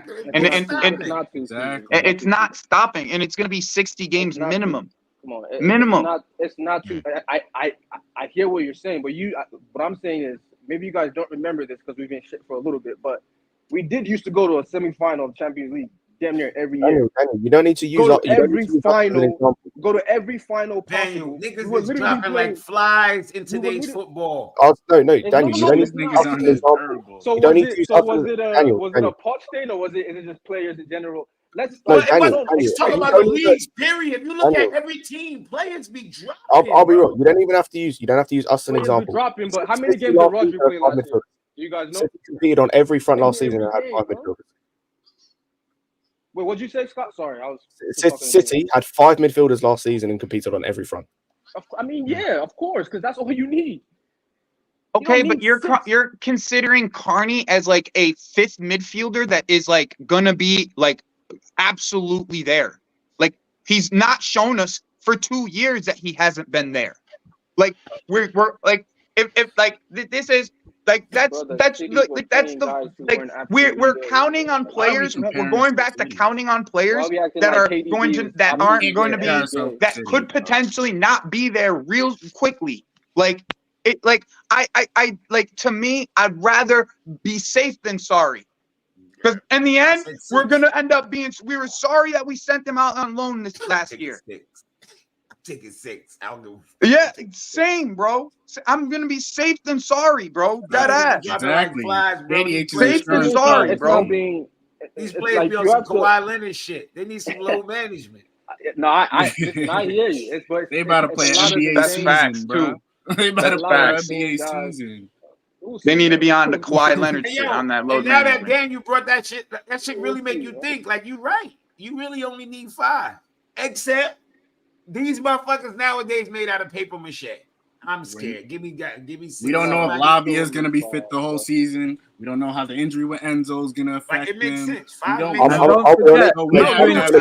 absolutely think 5 makes sense. But in the scenario that we're in, make a lot of sense. But these injuries, bro, I'm scared. Yeah. I'll be real. Like the thing for me with the injuries is like we're talking about injuries for the backups. I'm not worried because like Daniel said, when it comes to most of the season, especially in the league, and like when you get to like the latter stages of the cup competitions and the European competitions, your starters are going to be playing. Like, and that's the thing for most. Basically, the whole season is going to be probably KDH, Enzo, and Caicedo. And do you trust those 3 to all stay fit for the season? I'd say 2 out of the 3 I do. So then at that point, it's one guy you maybe don't trust. And he's the one that's getting rotated the most.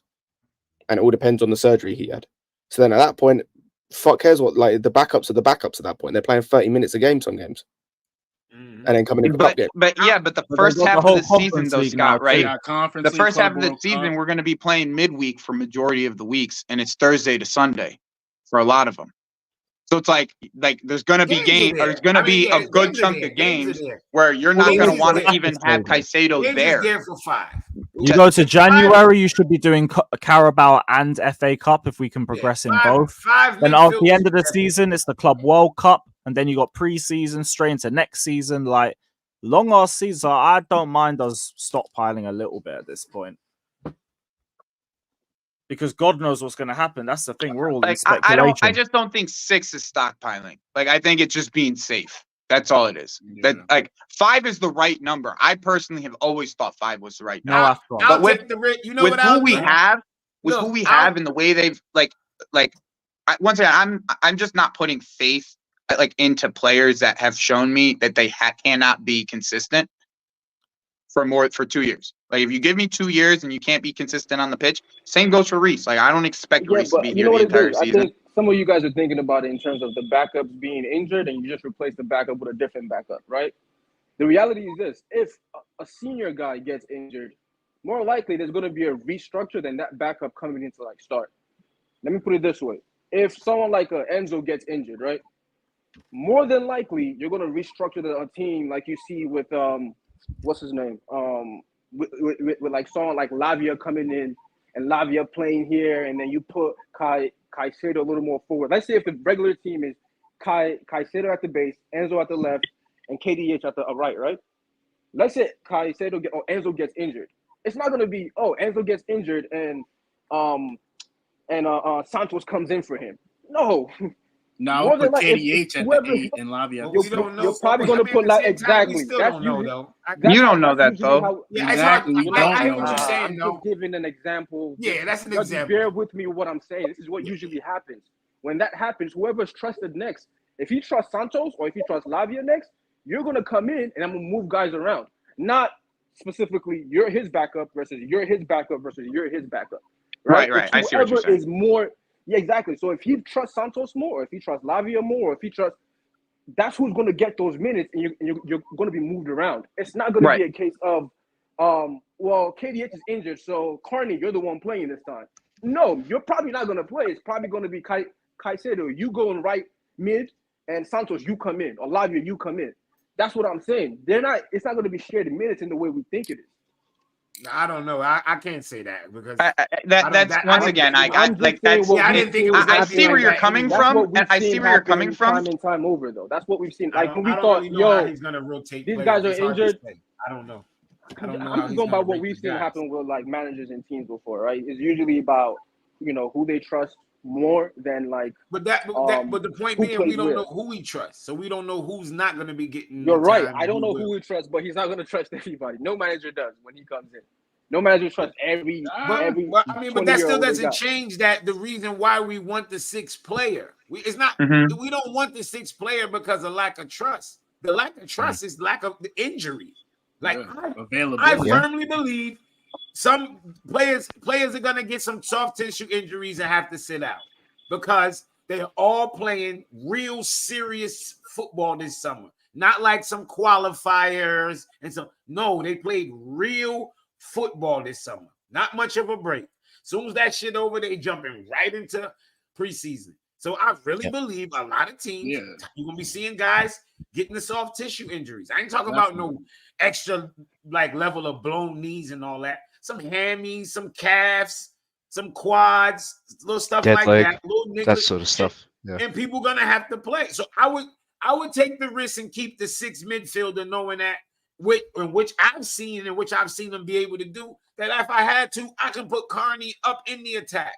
And I'd rather be short an attacker than short a midfielder. Carney if I got to plays short some left winger anything, I'll short an attacker knowing that Carney can play in the attack if he has. Yeah, and also the other side of it is like especially early in the season when we're talking about the Thursday Conference League games, it's gonna be full swaps. Like in my opinion, like especially early, like the Caicedo, Enzo potentially like.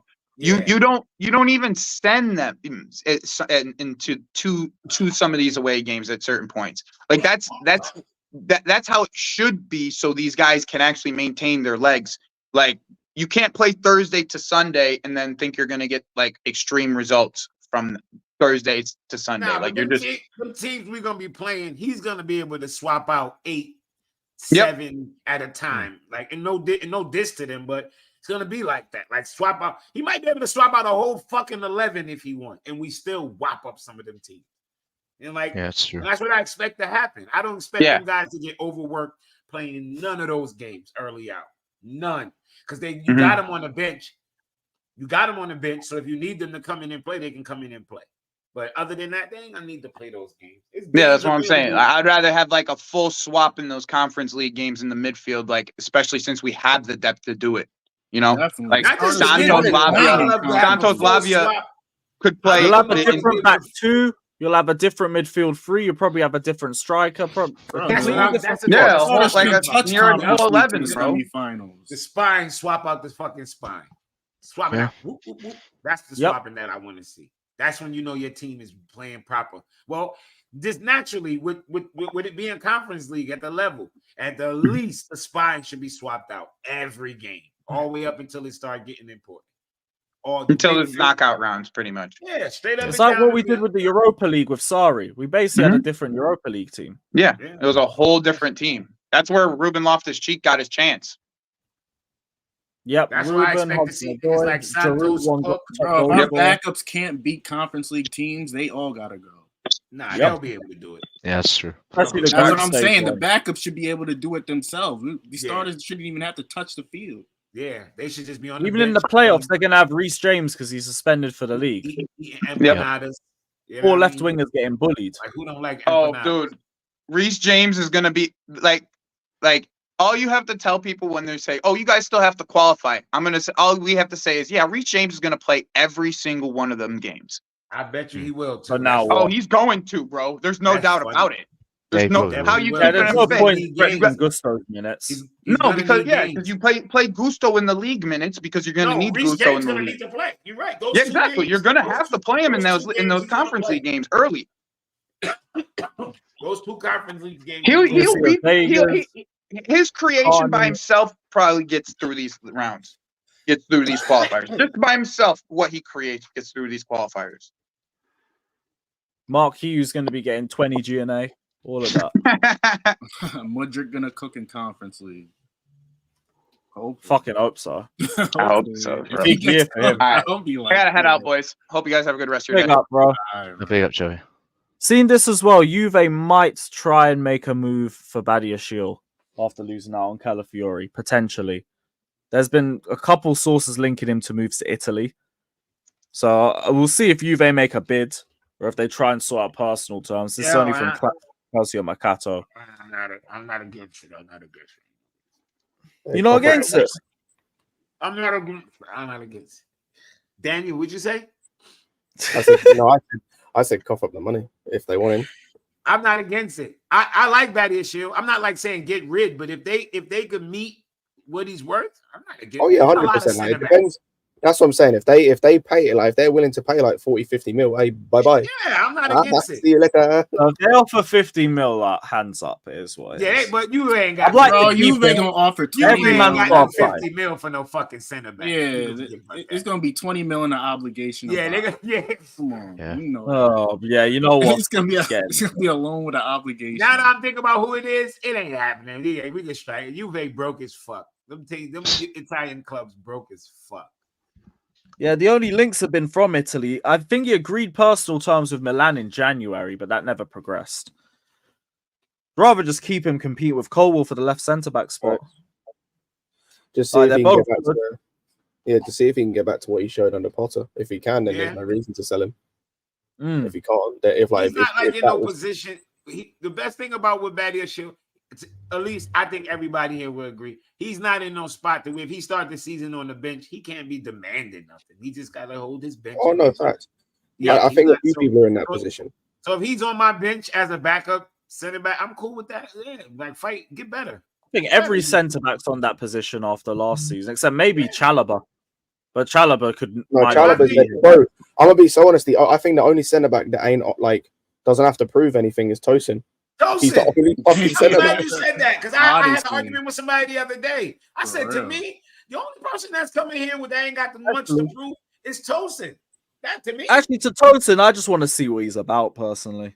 Yeah, I'll be real. Like all this stuff. He had a great fucking season last year. The rest of us, none of our center backs can say that.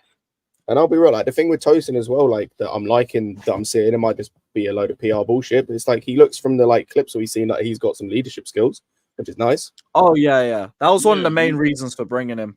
If he's got that, then cool. Then as long as he isn't a bozo on the pitch, then yeah, he'll probably take that right centre back spot. And then that's just what worries me. Because I the stuff I read from Fulham fans was just good player, has bozo moments in him a lot. Now, whether we see that at Chelsea or not again, we'll see. But that's why even with Tosin, it's like, I want to see what you got. And I'll just judge based on that's the thing. that. I want it like, because the thing is we like, and this is where all of our centre backs are kind of on, not fraud watch, but they need to be like, they need to step up this season. Because like so many of them last season had the same bozo moments. Like the only ones that didn't really were Chalobah, but he's being sold anyway. And Fofana because he didn't play. Like everyone else had bozo moments in them.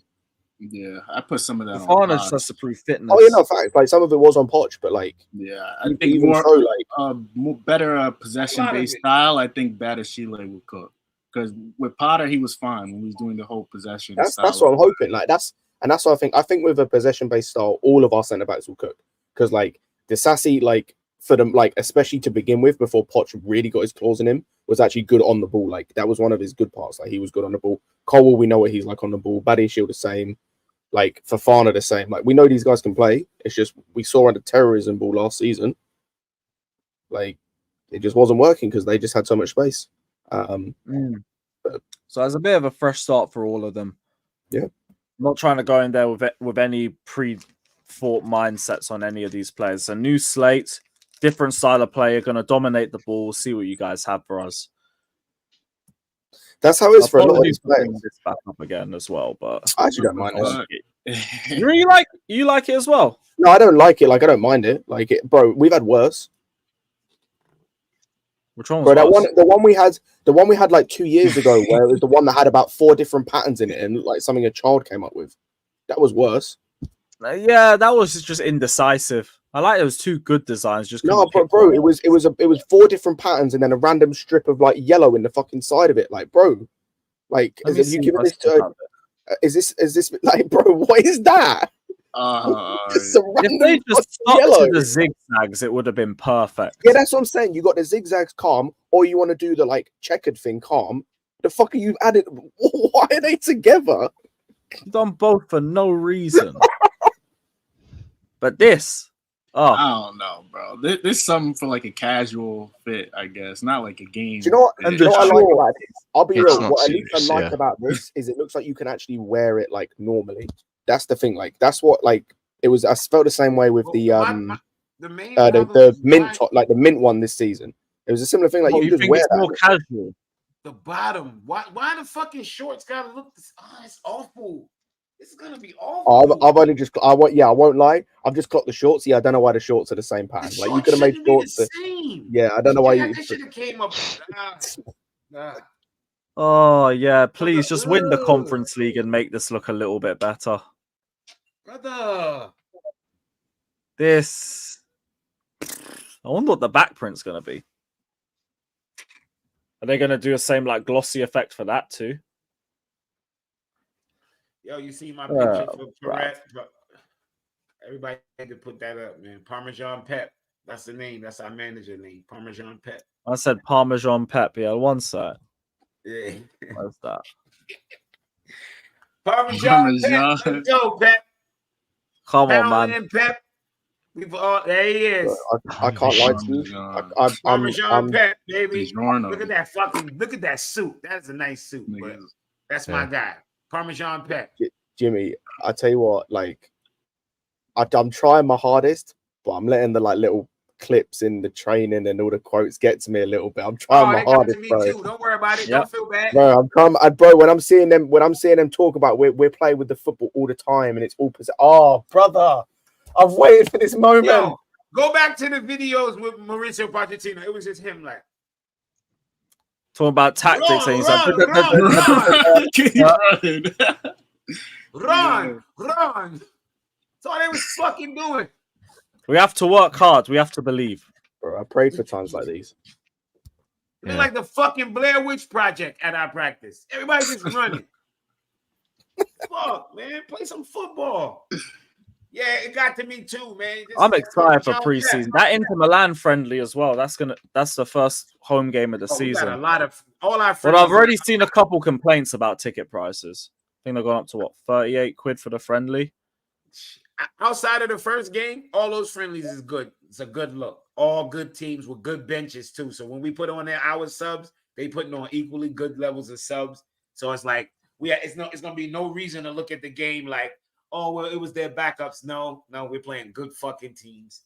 So I want to see what these guys look like. And the reason why I'm gonna really be paying attention to this preseason, just like I was last year, it's a brand new manager. First impression is being made.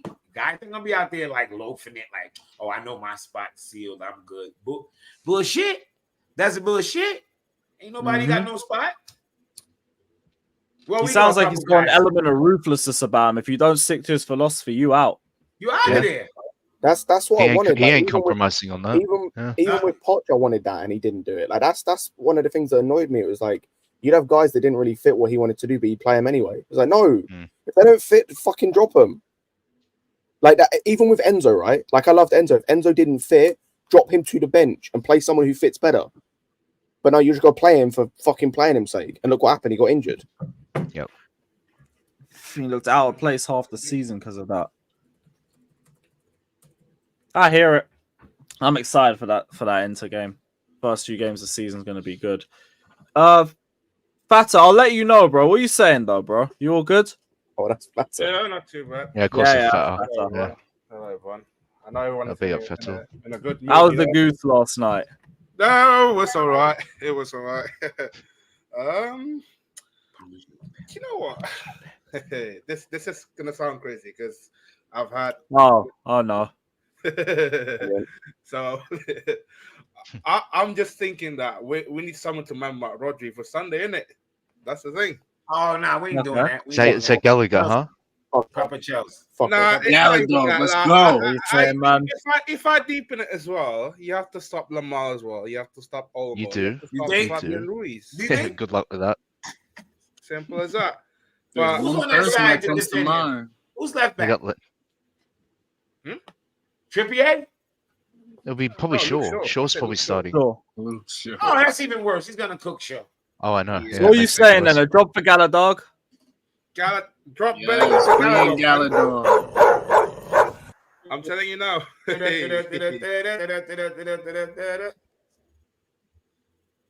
No, that's Timo Werner. Drop Bellingham for Galadog, man. You never know. Southgate going to be English wouldn't be against dropping manager Bellingham. for another 10 years if they win. Yeah. Now, I'd hear that if you were talking for the midfield. The attack, though, no, I don't want Gallagher in the front three. Honestly, I wouldn't be surprised if KDH starts ahead of Gallagher, though. I wouldn't be surprised. Gallagher's not here next season, brother. Yeah. He won't be here. Oh, yeah. He'll be lucky if he Esteban even gets into watch-along. Tottenham. We don't do Esteban watch-alongs. We just wait for the timeline and wait for the beautiful highlights. Other than that, yeah. I can't find that a stream beautiful for that. Esteban. Other than that, just make sure you don't forget buying your tickets for into game. My dog's at right here, dog. Yo, John B, take your caps lock button. Gallagher goalkeeper. Have I you think you got a little have you jizz checked on your it email from the yet? last time you was watching Pornhub. Nah, not even Caps lock still. is- Why? Oh, this guy, man, so lazy. So. What else was that? Yeah, tickets. Nico Williams is still the dream, but we can't afford the salary and price costs. Nah, That's fuck what. yeah. That's not happening. That's not And happening. he don't want That's us not as happening, well. Also, Datro Fofana, I think. Is, $250,000 a week. Shit, fuck that. Yeah. Dan, I think 58 million up front, which I don't think would be too for at much least of a problem. I think it's more the wages. What Nico Williams No, is, but no. is a spicy Hudson and Dog. Spicy.